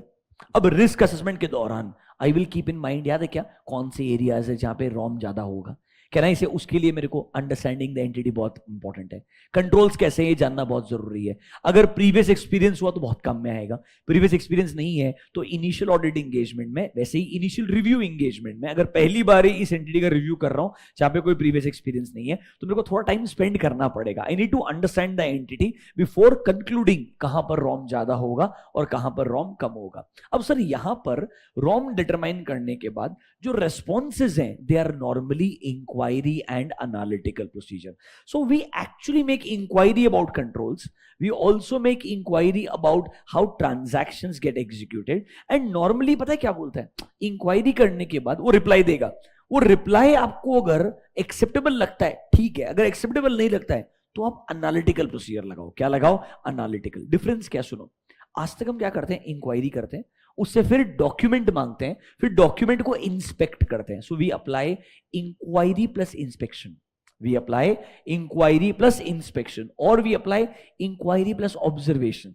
बट नॉर्मली इंस्पेक्शन इंपॉर्टेंट होता है क्योंकि वहां पर हम डॉक्यूमेंट चेक करते हैं। यहां ये बोलेगा use inquiry but less of inspection and more of analytical procedure. तो क्या करने का, उसके रेस्पॉन्स के बाद में करंट ईयर के नंबर को प्रीवियस ईयर के नंबर से कंपेयर करने का, क्वार्टर बाय क्वार्टर नंबर से कंपेयर करने का। इससे आपको ओवरऑल नंबर्स रीजनेबल लगते हैं क्या, उसमें वेरिएंस अनयूजुअल तो नहीं लगता है, क्योंकि रिव्यू में आपका स्कोप क्या है, लिमिटेड है, भूलना मत। इसीलिए डिटेल में चेकिंग तब करने के लिए जाना जब आपको कुछ अनयूजुअल मिलता है, जब आपको लगता है there is a very high chance of material misstatement, तो ही जाके हम क्या करने के लिए जाएंगे, डिटेल में टेस्टिंग करने के लिए जाएंगे। अदरवाइज इनके हिसाब से inquiry and analytical procedure is sufficient to arrive at a conclusion. क्योंकि इस बार पता है कंक्लूजन कैसा आएगा, nothing has come to our attention which makes us believe that financial statements are not prepared as per applicable FRF। क्योंकि यहाँ पे conclusion भी क्या है, नेगेटिव है ना कि पॉजिटिव। इसीलिए ये बोल रहा है जब आप रिस्क असेसमेंट कर रहे हैं, रिस्पॉन्सेस बना रहे हैं, तो major focus inquiry on analytical procedure पे करना। अच्छा एक बात और क्या बोलेगा, लेट्स से आपने मैनेजमेंट के किसी बंदे से या किसी एक एम्प्लॉय से इंक्वायरी किया, let's say about related party transaction. Sir, are these any related party transaction जो previous years में नहीं होता था, पहली बार इस साल में related party transaction? उसने आपको 2-3 एग्जांपल्स दिए, फिर आप क्या पूछेंगे उसके ऊपर, और प्रोफेशनल स्केप्टिसिज्म लगाते हुए और क्वेश्चंस पूछेंगे, are these at arm's length price, are there any fair market price के एस्टिमेशंस आइडियली जो मार्केट में अवेलेबल है आपने कंसिडर किए होंगे. जनरल क्वेश्चनिंग करूंगा. फिर sir if required number involve बड़ा है, अमाउंट डिटेल में है, तो एक्सेप्शनल केसेस में मैं कंफर्मेशन लेटर भेज सकता हूं. एक्सेप्शनल केसेस के अंदर मैं खुद से कोरोबोरेटिव एविडेंसेस निकाल सकता हूं कि प्राइस फेयर मार्केट प्राइस है कि नहीं है. Ideally normally inquiries and professional scepticism मतलब फर्दर इंक्वायरीज और may be analytical procedure is going to be sufficient. जहां पर आपको लगता है नहीं भाई ये सफिशिएंट नहीं है, you believe you are not comfortable, are you allowed to extend your procedure? हाँ. टेक्निकली बोलू क्या? Review will become audit. When you believe there is a serious problem, when you believe you are not able to obtain sufficient and appropriate audit evidence, वो बोलता है extend the procedure. extend the procedure मतलब document check करो और confirmation letters भेजने का try करो. मतलब क्या ना इसे अब वो ऑलमोस्ट ऑडिट ही बन जाएगा क्योंकि आपको उस एरिया में क्या मिल रहा है? सिग्निफिकेंट डाउट मिल रहा है. यही सब कुछ आने वाले 4-5 पॉइंट में लिखा हुआ है. रीड करते हैं एक बार बढ़िया से, क्लोज कर देते हैं. After this I think SRE major complete हो जाएगा. आइए let's go through this once. कोई भी पॉइंट में अगर आप स्टक होते हैं I will help you, don't worry. Major चीजें सेल्फ रीडिंग के लिए आराम से हो जाएगी.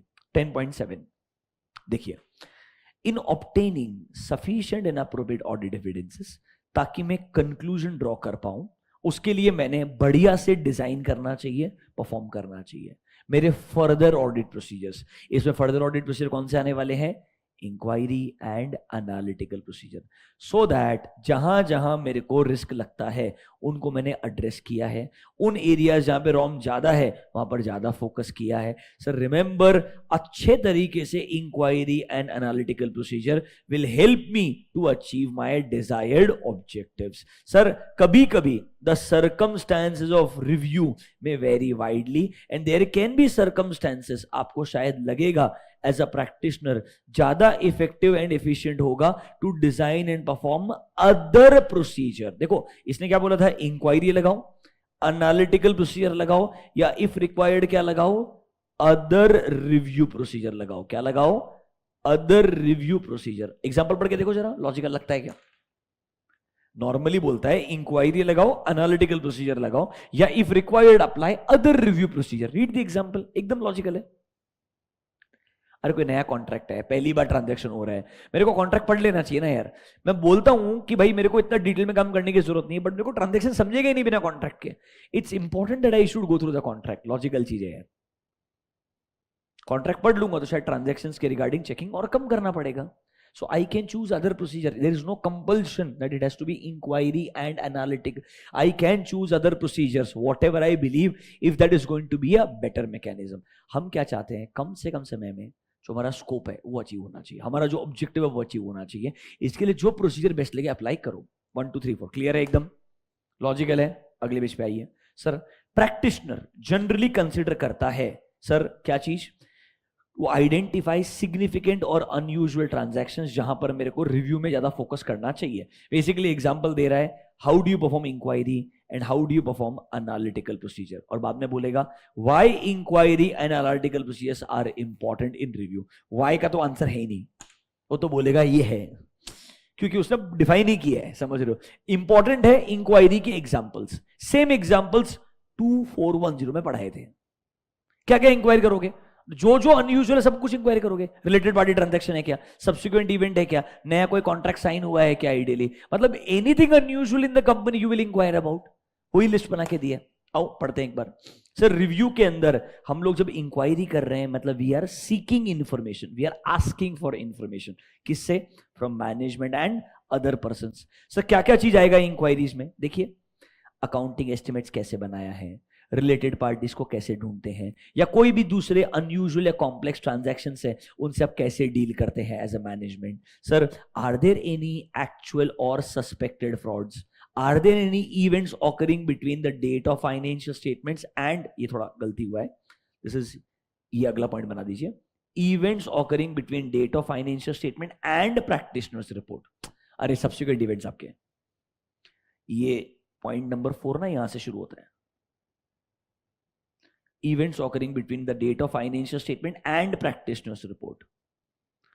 अगला point, basis of management assessment regarding ability to continue as a going concern. मतलब सारे एसेस का लिस्ट बना दो यार, 560 पे क्वेश्चन पूछो, 570 पे क्वेश्चन पूछो, 250 compliance of laws and regulation पे क्वेश्चन पूछो, रिलेटेड पार्टी 550 पे क्वेश्चन पूछो, फ्रॉड 240। मतलब make a list of all important ऐसे, सबके रिगार्डिंग इंक्वायरी करनी पड़ेगी। देखो इवेंट्स और कंडीशंस ये इससे कनेक्टेड ही है, अगले दोनों point. Basis for management assessment of entity's ability to continue as a going concern, या कुछ ऐसे इवेंट्स और कंडीशंस मिलते हैं विच में cast a significant doubt on the entity's ability to continue as a going concern. दोनों का दोनों क्या है, 570 है। अगला वाला, ड्यूरिंग द ईयर कोई मटीरियल कैपिटल कमिटमेंट्स है, कोई नए कॉन्ट्रैक्चुअल ऑब्लिगेशंस है, कोई नए कंटिंजेंसीज हैं रिगार्डिंग ट्रांजैक्शंस। मतलब ये सब चीजें आपने क्या करनी चाहिए, इंक्वायरी करनी चाहिए। इट्स बेसिकली जो ऑडिट में हम इंक्वायरी करते हैं वो इधर भी इंक्वायरी करेंगे। ऑडिट में इंक्वायरी के बाद में इंस्पेक्शन भी करते हैं, अदर प्रोसीजर भी लगाते हैं। यहां पर इंक्वायरी के साथ में या तो एनालिटिकल प्रोसीजर आएगा या अदर रिव्यू प्रोसीजर, जो आपको ठीक लगता है इस तरीके से इंक्वायरी की जाएगी। लॉजिकल है क्या, नहीं है? पक्का नहीं चाहिए sir. Depending upon the circumstances, inquiries में ये भी पूछेंगे एज अ शेयर होल्डर्स आपकी मीटिंग्स में क्या एक्शन लिए गए, टीसीडब्ल्यूजी की मीटिंग में क्या एक्शंस लिए गए, या कोई भी कमिटी की जो मीटिंग्स हुए उसमें जो डिस्कशंस हुए उनके ऊपर क्या एक्शंस लिए गए, क्या कम्युनिकेशन हुआ है। मतलब ऐसा है क्या कोई रेगुलेटर ने कंपनी को कुछ कम्युनिकेट किया होगा, आपके एनसीएलटी ने कंपनी को कुछ कम्युनिकेशन करके दिया होगा, ऑर्डर पास करके दिया होगा, ऐसा कुछ है तो भी मेरे को पता होना चाहिए। Sir matters arising in the course of applying other procedure, जब मैं रिव्यू करना शुरू करता हूं कुछ और मिलता है उसके रिगार्डिंग भी और इंक्वायरी करना पड़ेगा। क्या ना, इसे एक लिस्ट ऑफ इंक्वायरी है, पूरा एग्जाम्पल्स दिए हुए हैं। अच्छा, सब इंक्वायरी करने के बाद कुछ भी इनकंसिस्टेंसी मिलता है, मतलब सर प्राइमा फेस या बुक्स में जो दिख रहा है, इंक्वायरी का जो आउटकम आ रहा है लॉजिकली इनकंसिस्टेंट लग रहा है, क्या आपको और प्रोसीजर लगाना पड़ेगा? हाँ। कैन आई से I can perform analytical procedures in this case? Yes. आगे आइए, एनालिटिकल प्रोसीजर एग्जांपल पढ़ के देखिए। फर्स्ट पॉइंट, ऐसा लग रहा है क्या डेफिनेशन ऑफ एनालिटिकल प्रोसीजर लिख रहे हैं? In designing analytical procedure normally हम क्या कंसिडर करेंगे, डेटा फ्रॉम द सिस्टम और अकाउंटिंग रिकॉर्ड्स। देखिए एनालिटिकल प्रोसीजर में क्या करते हैं, कंपनी का actual data compared with the standard data, comparison of actual data with the prior period actual data, comparison of actual data with the industry data, या financial data को non financial data से relate करके compare करते हैं। सब कुछ 520 में पढ़ाया था। क्या वो एडिक्वेट डेटा अवेलेबल है क्या अलग अलग एनालिसिस करने के लिए, कोई भी खर्चे का as a percentage of revenue logical है क्या? इस तरीके से आप एनालिसिस करके सोचिए नंबर्स रीजनेबल लगते हैं क्या। बॉटम लाइन, इन सबसे हमें क्या चाहिए, sufficient and appropriate audit evidence, ताकि हम क्या कर पाए, कंक्लूजन ड्रॉ कर पाए, ताकि हमारी रिपोर्ट बन पाएगी। खत्म हो गया इंक्वायरी एनालिटिकल प्रोसीजर। एक काम कीजिए, नोटबुक में जाइए, आपने लिस्ट ऑफ प्रोसीजर बनाया था, उसमें पहला पॉइंट मटेरियलिटी था, वो इग्नोर कीजिए, कुछ भी ग्रेट नहीं है। Number 2, understanding the entity and its environment, honestly time pass है। थर्ड पॉइंट क्या लिखा आपने, इंक्वायरी एंड एनालिटिकल, उस पॉइंट को मार्क कीजिए इंपॉर्टेंट, एंड वहां लिखिए बाजू में refer examples given on page number 10.8, refer examples given on page number 10.8। Inquiries के एग्जाम्पल्स आपको आने चाहिए, इस पे जरूर स्पेसिफिक क्वेश्चन अलग से आ सकता है।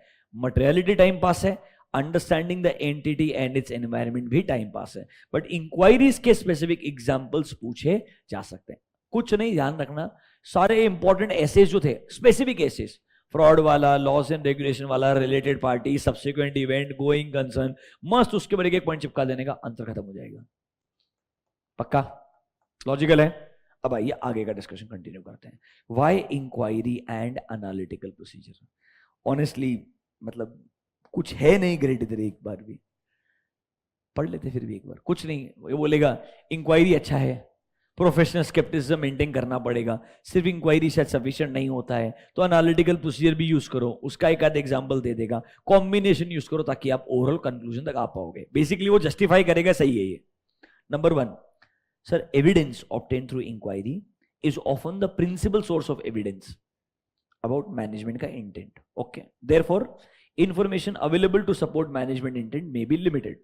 ठीक है, इसीलिए हमारा मैनेजमेंट, बेसिकली तुम थोड़ा साइकोलॉजी अप्लाई करो, what is your thought process about the management, company का मैनेजमेंट कैसा है, उनका हिस्ट्री कैसा रहा है, तुम्हारा उनके साथ हिस्ट्री कैसा रहा है, कि कंपनी का मैनेजमेंट जनरली रेपुटेशन है क्या मार्केट में कि इज्जत से काम करता है, नॉन कंप्लायंस से सपोर्ट नहीं करता है। अगर मैनेजमेंट का हिस्ट्री बढ़िया रहा है, रेपुटेशन बढ़िया रहा है, तो उनसे जब इंक्वायरी करके जो रिजल्ट आएगा वो भी शायद रिलायबल रहेगा। हिस्ट्री बढ़िया नहीं रहा है, डाउट लगता है, तो ऑब्वियसली वो जो बोलेगा वो भी रिलायबल नहीं रहेगा। देखो, in that case understanding managements past history of carrying out its intention, stated reasons for choosing a particular course of action, their ability to pursue a specific course of action may provide you more relevant information to corroborate the evidence. मतलब what is your previous experience with the management or their reputation in the market historically will prove to be an important decision कि सिर्फ inquiry sufficient है या नहीं है। Next देखिए, आपने हमेशा इंक्वायरी के साथ साथ क्या लगाना पड़ेगा, प्रोफेशनल स्केप्टिसिज्म, क्योंकि सिर्फ इंक्वायरी सफिशिएंट कभी भी नहीं होता है, इसलिए आपको प्रोफेशनल स्केप्टिसिज्म मतलब इंक्वायरी के आउटकम के बाद फर्दर इंक्वायरी, उसके आउटकम के बाद फर्दर इंक्वायरी, जब तक आप क्या नहीं है, कॉन्फिडेंट नहीं है, वरना मटेरियल मिसस्टेटमेंट्स होंगे और आपको नहीं मिल पाएंगे। Sir, performing inquiry procedures will also assist in updating or obtaining my understanding of the entity and its environment. Obviously inquiry करने से मेरा understanding of the entity's business improve होगा, फायदा मिलेगा। सर देखिए, एक एग्जांपल देखिए, कभी कभी आप लोग एडिशनल प्रोसीजर्स भी लगा सकते हैं, जैसे कि आप परफॉर्म करेंगे comparative analysis of monthly revenue and cost numbers across profit centers। Generally statutory audit में ऐसा लगाते ही है। कंपनी के सेगमेंट रिपोर्ट्स को भी चेक करने के लिए हमें चेक करते ही है, आपका month on month revenue from different segments क्या है, month on month cost centres wise cost का अलोकेशन कैसा किया गया है, ओवरऑल मार्जिन जो है मंथ ऑन मंथ अलग सेगमेंट में कैसे दिख रहे हैं, ये एनालिसिस रिव्यू के दौरान भी आप कर सकते हैं। ये सब चीजें आपको हेल्प करेगी ओवरऑल रिव्यू करने में। That is why they say a good combination of inquiry plus analytical procedure is fair enough for a review engagement, ये बोलने का ट्राई कर रहे हैं। देखो, various methods can be used, you can use simple comparisons to performing complex analysis using statistical techniques। Trend analysis कर सकते हो, रेशियो एनालिसिस लगा सकते हो, simple current year number two previous year number compare कर सकते हो, current year number two budgeted number compare कर सकते हो। ये एग्जांपल्स है 520 के, जो आपको अप्रोप्रिएट लगे आप यूज कर लीजिएगा, इससे आपको रिव्यू एंगेजमेंट में कंफर्ट आएगा। ठीक है, लास्ट सर, बढ़िया रिव्यू करते वक्त अगर हमने एनालिटिकल प्रोसीजर लगाया तो फायदा क्या होगा? पूरे एनालिटिकल प्रोसीजर को लगाने का फायदा क्या होता है, याद करो। एनालिटिकल प्रोसीजर प्लानिंग फेज में भी आता है, एग्जीक्यूशन में भी आता है, रिपोर्टिंग में भी आता है। प्लानिंग में क्या हेल्प करेगा? अंडरस्टैंडिंग द एंटिटी, वेरिएंसेस किधर ज्यादा ढूंढने में हेल्प करेगा। एग्जीक्यूशन में क्या हेल्प करेगा कि भाई जो नंबर्स है वो रीजनेबल है कि नहीं है, I will be able to obtain sufficient and appropriate audit evidence about them. Reporting में ओवरऑल नंबर्स रीजनेबल लगते हैं क्या in terms of my understanding. ये याद है, analytical procedure will come in planning phase, execution phase and reporting phase, वही लिखा है। It will help me in obtaining or updating my understanding of the entity and its environment. कहां major variances है ये ढूंढने में मेरे को हेल्प करेगा। फिर सर एग्जीक्यूशन में जो नंबर्स हैं उसके रिगार्डिंग कोरोबोरेटिव एविडेंस देने में हेल्प करेगा।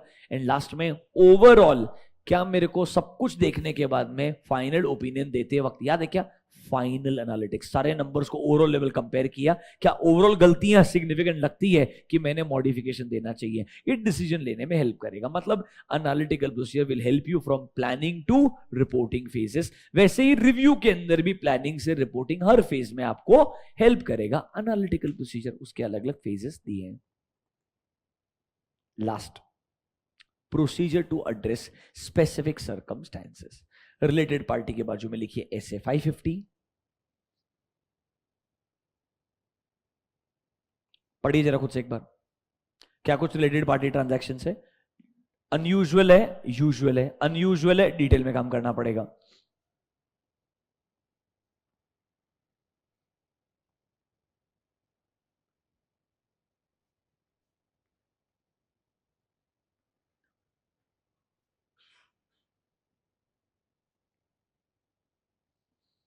Time pass. अगला heading fraud and non compliance, बाजू में लिखिए SA 240 and 250। 240 is frauds, 250 is non-compliance with laws and regulations.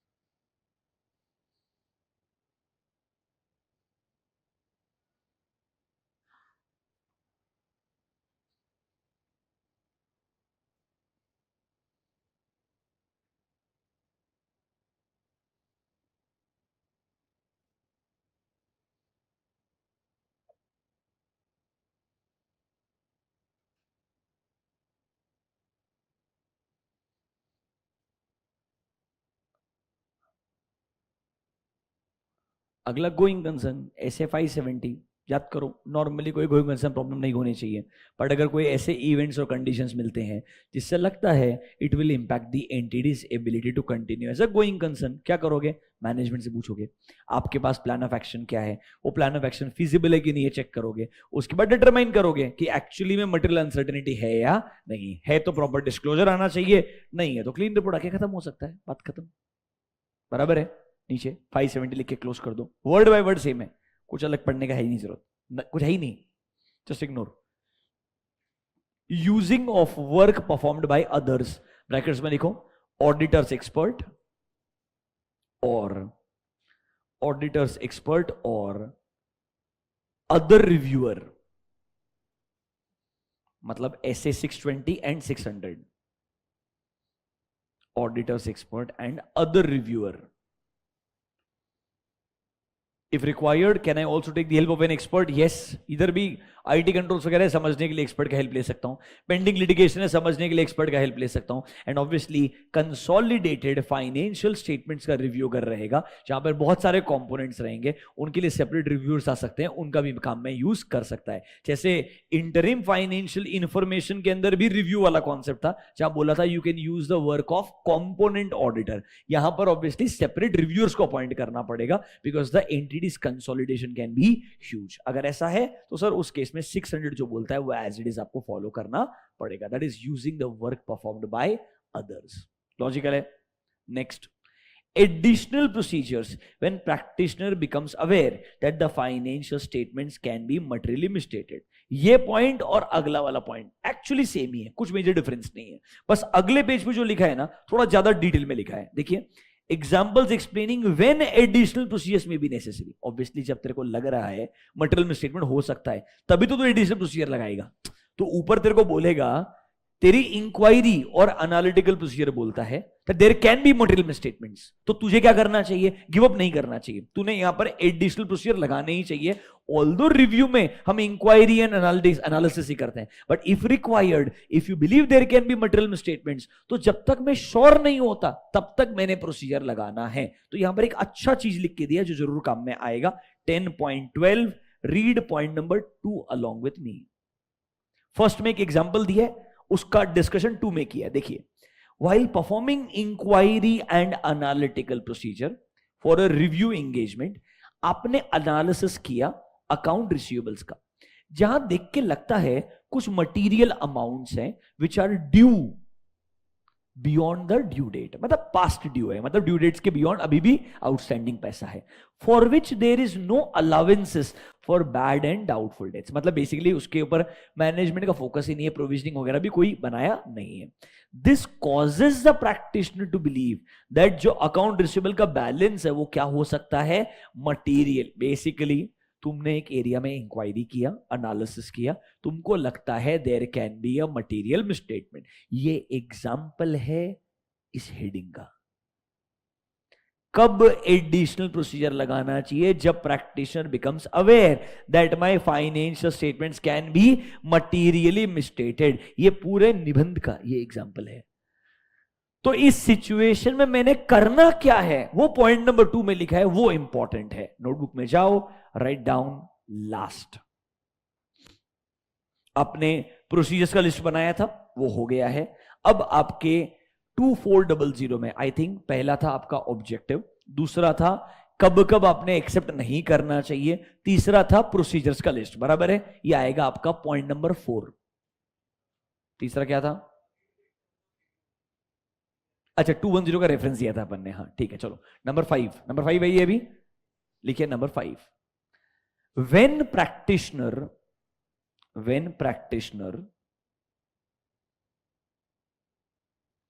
has a reason to believe,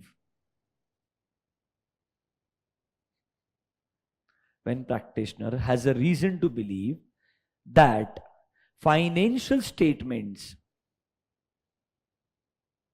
may be materially misstated,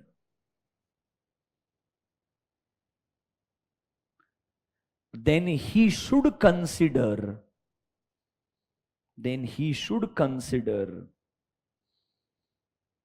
performing additional procedures,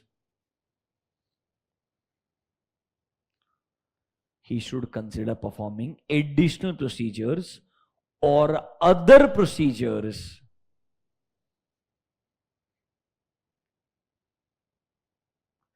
till the time he arrives at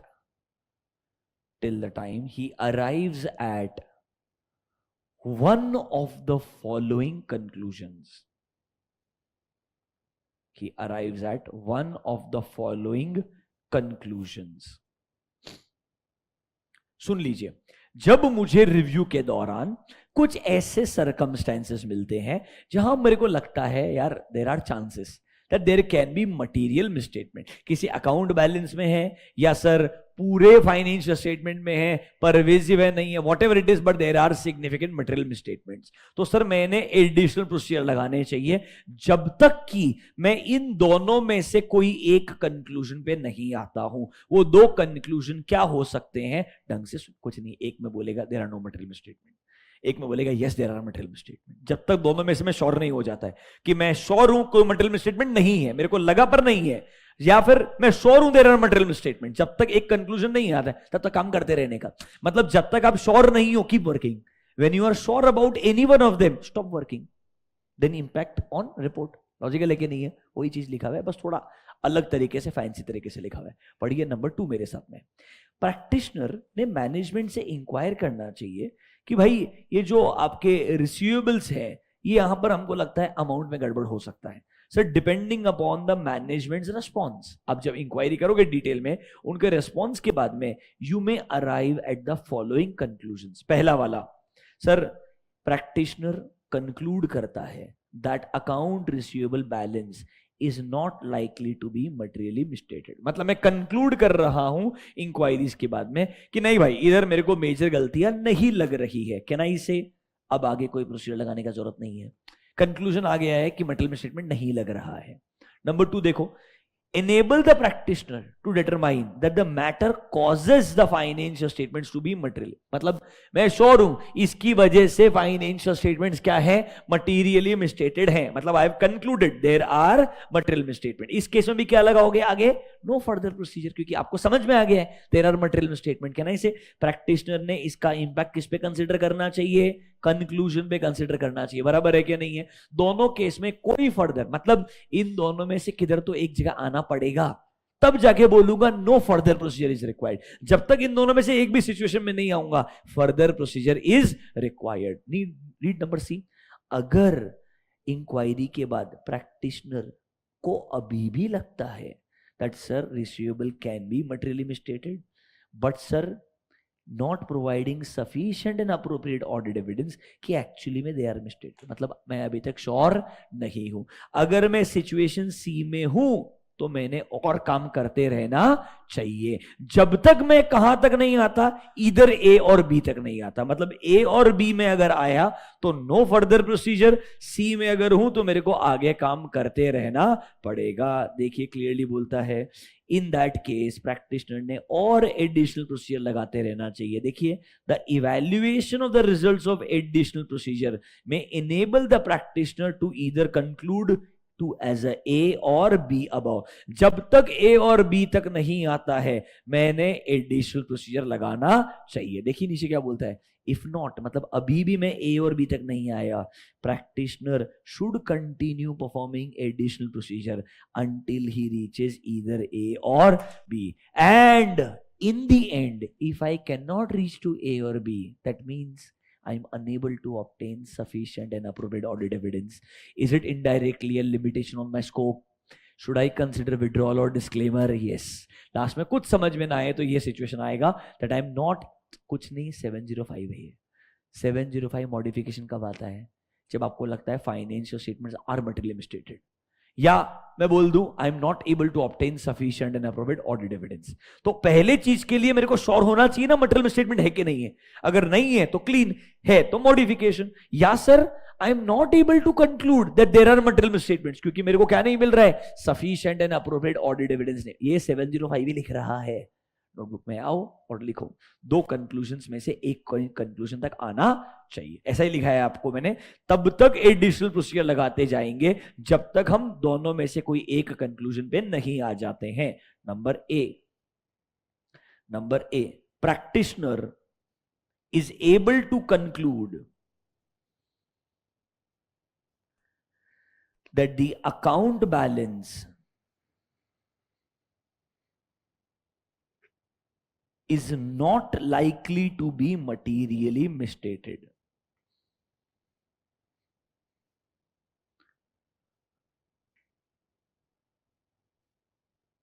Number B, if practitioner is able to conclude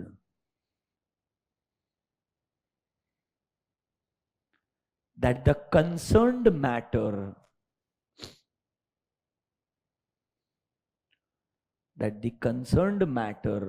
causes the financial statements to be materially misstated. Concerned matter causes the financial statements to be materially misstated. या तो बोल दूं they are not materially misstated, या बोल दूं they are materially, दोनों में से कोई एक कंक्लूजन पे आ गया तो ठीक है, अगर नहीं आया तो मैंने फर्दर ऑडिट प्रोसीजर या एडिशनल प्रोसीजर लगाते रहना चाहिए। आपने देखो यही लिखा है क्या कि सर प्रैक्टिशनर ने एडिशनल प्रोसीजर्स या अदर प्रोसीजर जब तक लगाते रहना चाहिए तब तक वो इन दोनों में से कोई एक कंक्लूजन पे नहीं आता है। लैंग्वेज चेक कर लो एक बार, यही लिखा है क्या, I should continue to perform additional procedure or other procedure unless I arrive at any of the following conclusion. दोनों में से एक भी conclusion आया then no further procedure is required. जब तक इन दोनों में से एक conclusion पे नहीं आता additional procedure लगाते रहना पड़ेगा। यही लैंग्वेज लिखा है ना, नीचे लिखो नोट लास्ट में। if practitioner is not able to arrive, if practitioner is not able to arrive at any of the above conclusions, even after considering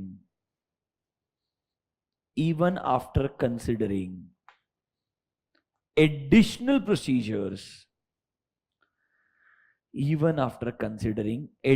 procedures, then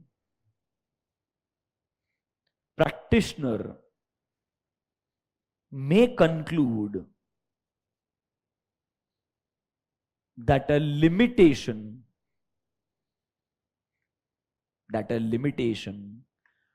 to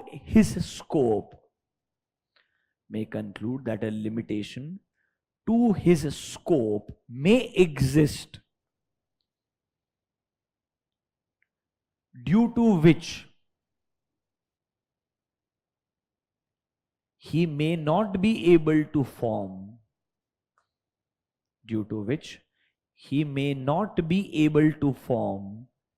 an unmodified conclusion. He may not be able to form an unmodified conclusion.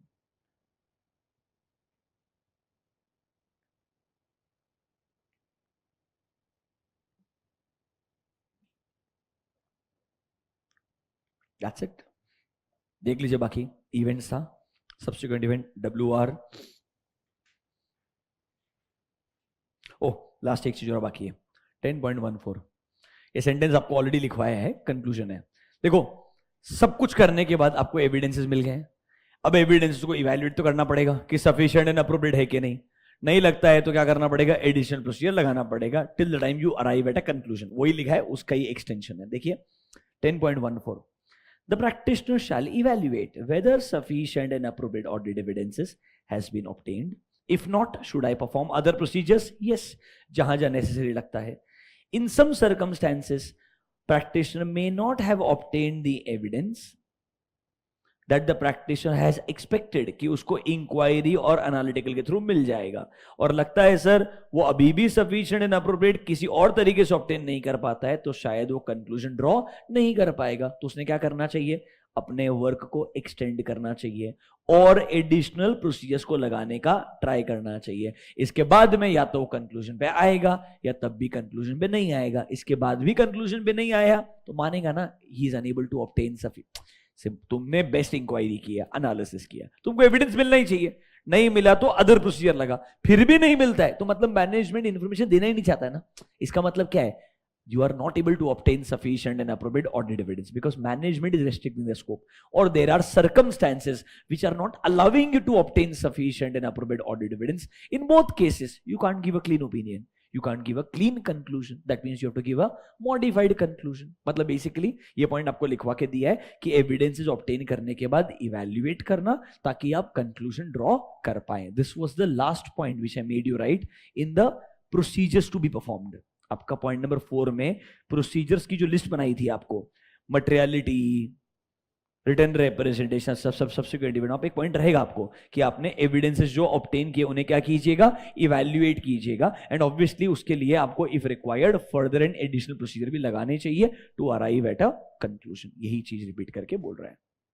इसके बाद में obviously last में अगर बोलेगा ना, if you not able to obtain sufficient and appropriate audit evidences go to 705, it will be considered as a limitation on scope. चाहिए तो पढ़ लीजिए point number 6 and 7। If practitioner is not able to obtain sufficient and appropriate audit evidences, discuss with management and TCWG। Consider कीजिए क्या इसको ऐसा लग रहा है क्या limitation on my scope. Sir if inability to perform a specific procedure does not consider a limitation, क्योंकि मैं प्रोसीजर नहीं लगा पा रहा है तो मेरी प्रॉब्लम है। अगर मैं प्रोसीजर लगाया फिर भी मुझे एविडेंस नहीं मिला क्योंकि मेरे को मैनेजमेंट ही प्रोवाइड नहीं कर रहा है, तो मैं बोलूंगा there is a limitation on scope. Limitation on the scope is imposed by management may have a implication for the review as well as how will it impact my report। क्योंकि देखो limitation on scope अगर acceptance के पहले होता तो मैं accept ही नहीं करता, एक्सेप्टेंस के बाद में है तो मेरे को लगेगा there can be potential material statements, तो इसका इंपैक्ट मेरे बचे हुए रिव्यू पे भी आएगा एंड मेरे रिपोर्ट पे भी आएगा। बस ध्यान रखना लिमिटेशन ऑन स्कोप एक्चुअली होना चाहिए, अननेसेसरीली एज अ रिव्यूअर आप इसे गलत इस्तेमाल मत करना। तुम काम नहीं कर रहे हो और बोल रहे हो there is a limitation on scope, that is not right. Obviously आपने अदर प्रोसीजर लगाने का पूरा ट्राई करना चाहिए, फिर भी आपको कंफर्ट ना मिले। फॉर एग्जांपल डेप्रिसिएशन चेक कर रहे हो, ग्लोबल चेक लगा लो। मतलब फॉर एग्जांपल ऑल अलग अलग लाइन आइटम्स के ऊपर ओवरऑल लेवल पे खुद का एनालिसिस कर लो, डेप्रिसिएशन कितना होना चाहिए। कैसे निकालोगे, आपके पास ओपनिंग बैलेंस रहेगा क्रॉस ब्लॉक का, करंट ईयर में क्या एडिशन से डिलीशन से पीपी में मालूम रहेगा आपको, एडिशन डिलीशन कब हुआ ये मालूम रहेगा, डेप्रिसिएशन का मेथड रहेगा, रेट्स रहेंगे, यूजफुल लाइफ रहेगा, सारा डेटा अवेलेबल है। Can I recalculate depreciation amounts on my own, yes. और मेरे रिकैलकुलेशन के बाद में अमाउंट मैच नहीं होता है तो मैं मैनेजमेंट से पूछूंगा। अगर मैं रिकैलकुलेट करूं ही नहीं और बोलता हूं नहीं डेप्रिसिएशन के रिगार्डिंग इंफॉर्मेशन नहीं मिल रहा है, it is not a limitation on scope. पहले तुमने तुम्हारा रिकैलकुलेशन अपने हिसाब से करना चाहिए। हम लोग उसको डेप्रिसिएशन ग्लोबल चेक बोलते हैं। बेसिकली पूरा डेप्रिसिएशन का साल भर का जो ओवरऑल अमाउंट है वो अमाउंट कहां से आया है, तो आप क्या करते हैं line item by line item depreciation को रिकैलकुलेट करते हैं। फॉर एग्जांपल व्हीकल्स का ओपनिंग ब्लॉक इतना था, उस ओपनिंग पे डेप्रिसिएशन साल भर कैलकुलेट करना चाहिए। एडिशंस के ऊपर from the date of addition depreciation निकालना चाहिए। डिलीशन के ऊपर उतना डेप्रिसिएशन ईयरली रिमेनिंग पार्ट के लिए माइनस कर देना चाहिए क्योंकि आफ्टर डिलीशन वो डेप्रिसिएशन बुक्स में नहीं आना चाहिए। इस तरीके का आप इंडिपेंडेंट रिकैलकुलेशन कर सकते हो। आपने ये नहीं किया तो सर लिमिटेशन ऑन स्कोप नहीं है, आपने ये किया डिफरेंस मिला, वो एक्सप्लेनेशन नहीं दे पा रहे हैं, इसलिए आपको लगता है मैं कंक्लूड नहीं कर पा रहा हूं there is a material misstatement और not. Now this is a limitation on scope if they are not giving you a explanation. If you are not able to ask a question, then how will they give explanation? बात समझ में आया क्या? इतना आपको पता होना चाहिए। आगे ऑब्वियसली सर ये सब करने के बाद अपना कंक्लूजन ड्रॉ करना है और कंक्लूजन को अनमॉडिफाइड या मॉडिफाइड तरीके से अंडर 700-705 रिपोर्ट कर देना है। Late me show you a sample report ताकि आपको थोड़ा अंडरस्टैंडिंग आएगा।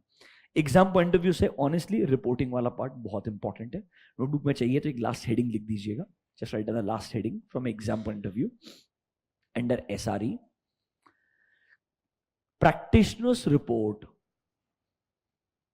practitioner's report on review of financial statements, practitioner's report on review of financial statements is similar to the requirements of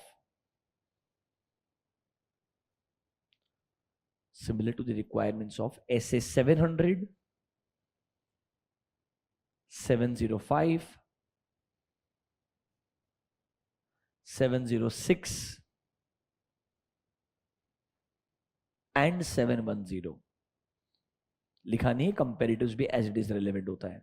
rather आपको बोलता हूं ये फॉर्मेट्स ना पुराने दिए हुए हैं, आज की तारीख में रिव्यू रिपोर्ट में कैम भी आता है as it is. But unfortunately 701 बाद में आया जिसका इफेक्ट अभी तक एसआरईज बाकी स्टैंडर्ड्स में कंसीडर नहीं किया.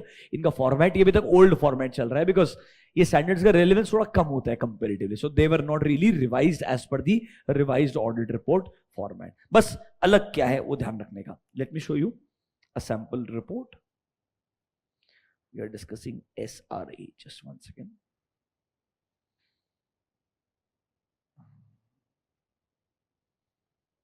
One second.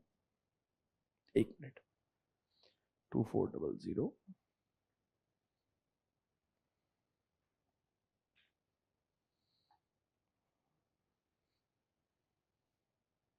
Engagement to review historical financial statement. Let's look at the report once.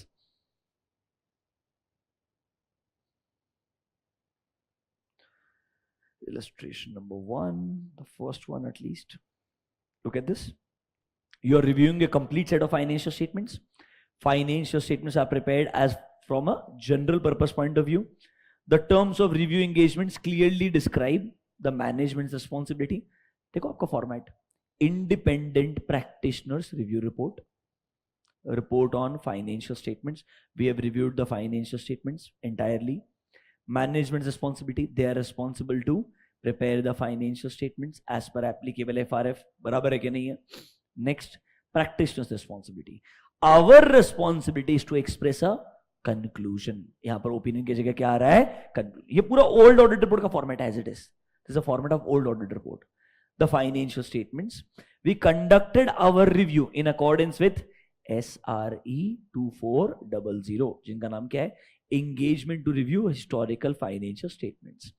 SRE requires us to conclude whether anything has come to our attention. देखो दिख रहा है क्या negative? That causes us to believe that financial statements as a whole are not prepared in all material respects. This standard also requires us to comply with all relevant ethical requirements. Remember, a review is a limited assurance engagement. यहाँ पर हम सिर्फ क्या करते हैं? Inquiries करते हैं. We perform inquiries with the others and apply analytical procedures to obtain the required evidence. The procedures performed are substantially less than that is performed in audit. That is why we do not express an opinion on financial statements. Conclusion: based on our review, nothing has come to our attention that causes us to believe that financial statements do not give a true and fair view. Report on other legal and regulatory requirement as it is if any requirement is there. कल यही format आपको पढ़ाया था, वही चीज लिखा. अलग क्या है? SRE का रेफरेंस. वापस से बताना that it's a review, so it's going to be a conclusion, it's not going to be opinion. ये differentiating factor आपके रिपोर्ट में हमेशा आना चाहिए. बाकी honestly speaking रिव्यू ऑडिट में कोई डिफरेंस नहीं है. They are actually same. It's the only scope का डिफरेंस कि इसमें limited scope है, इसमें आपका complete scope रहेगा. You have to arrive at a reasonable assurance. That is the major difference. I hope this is clear to you. हाँ, अब बोलिए.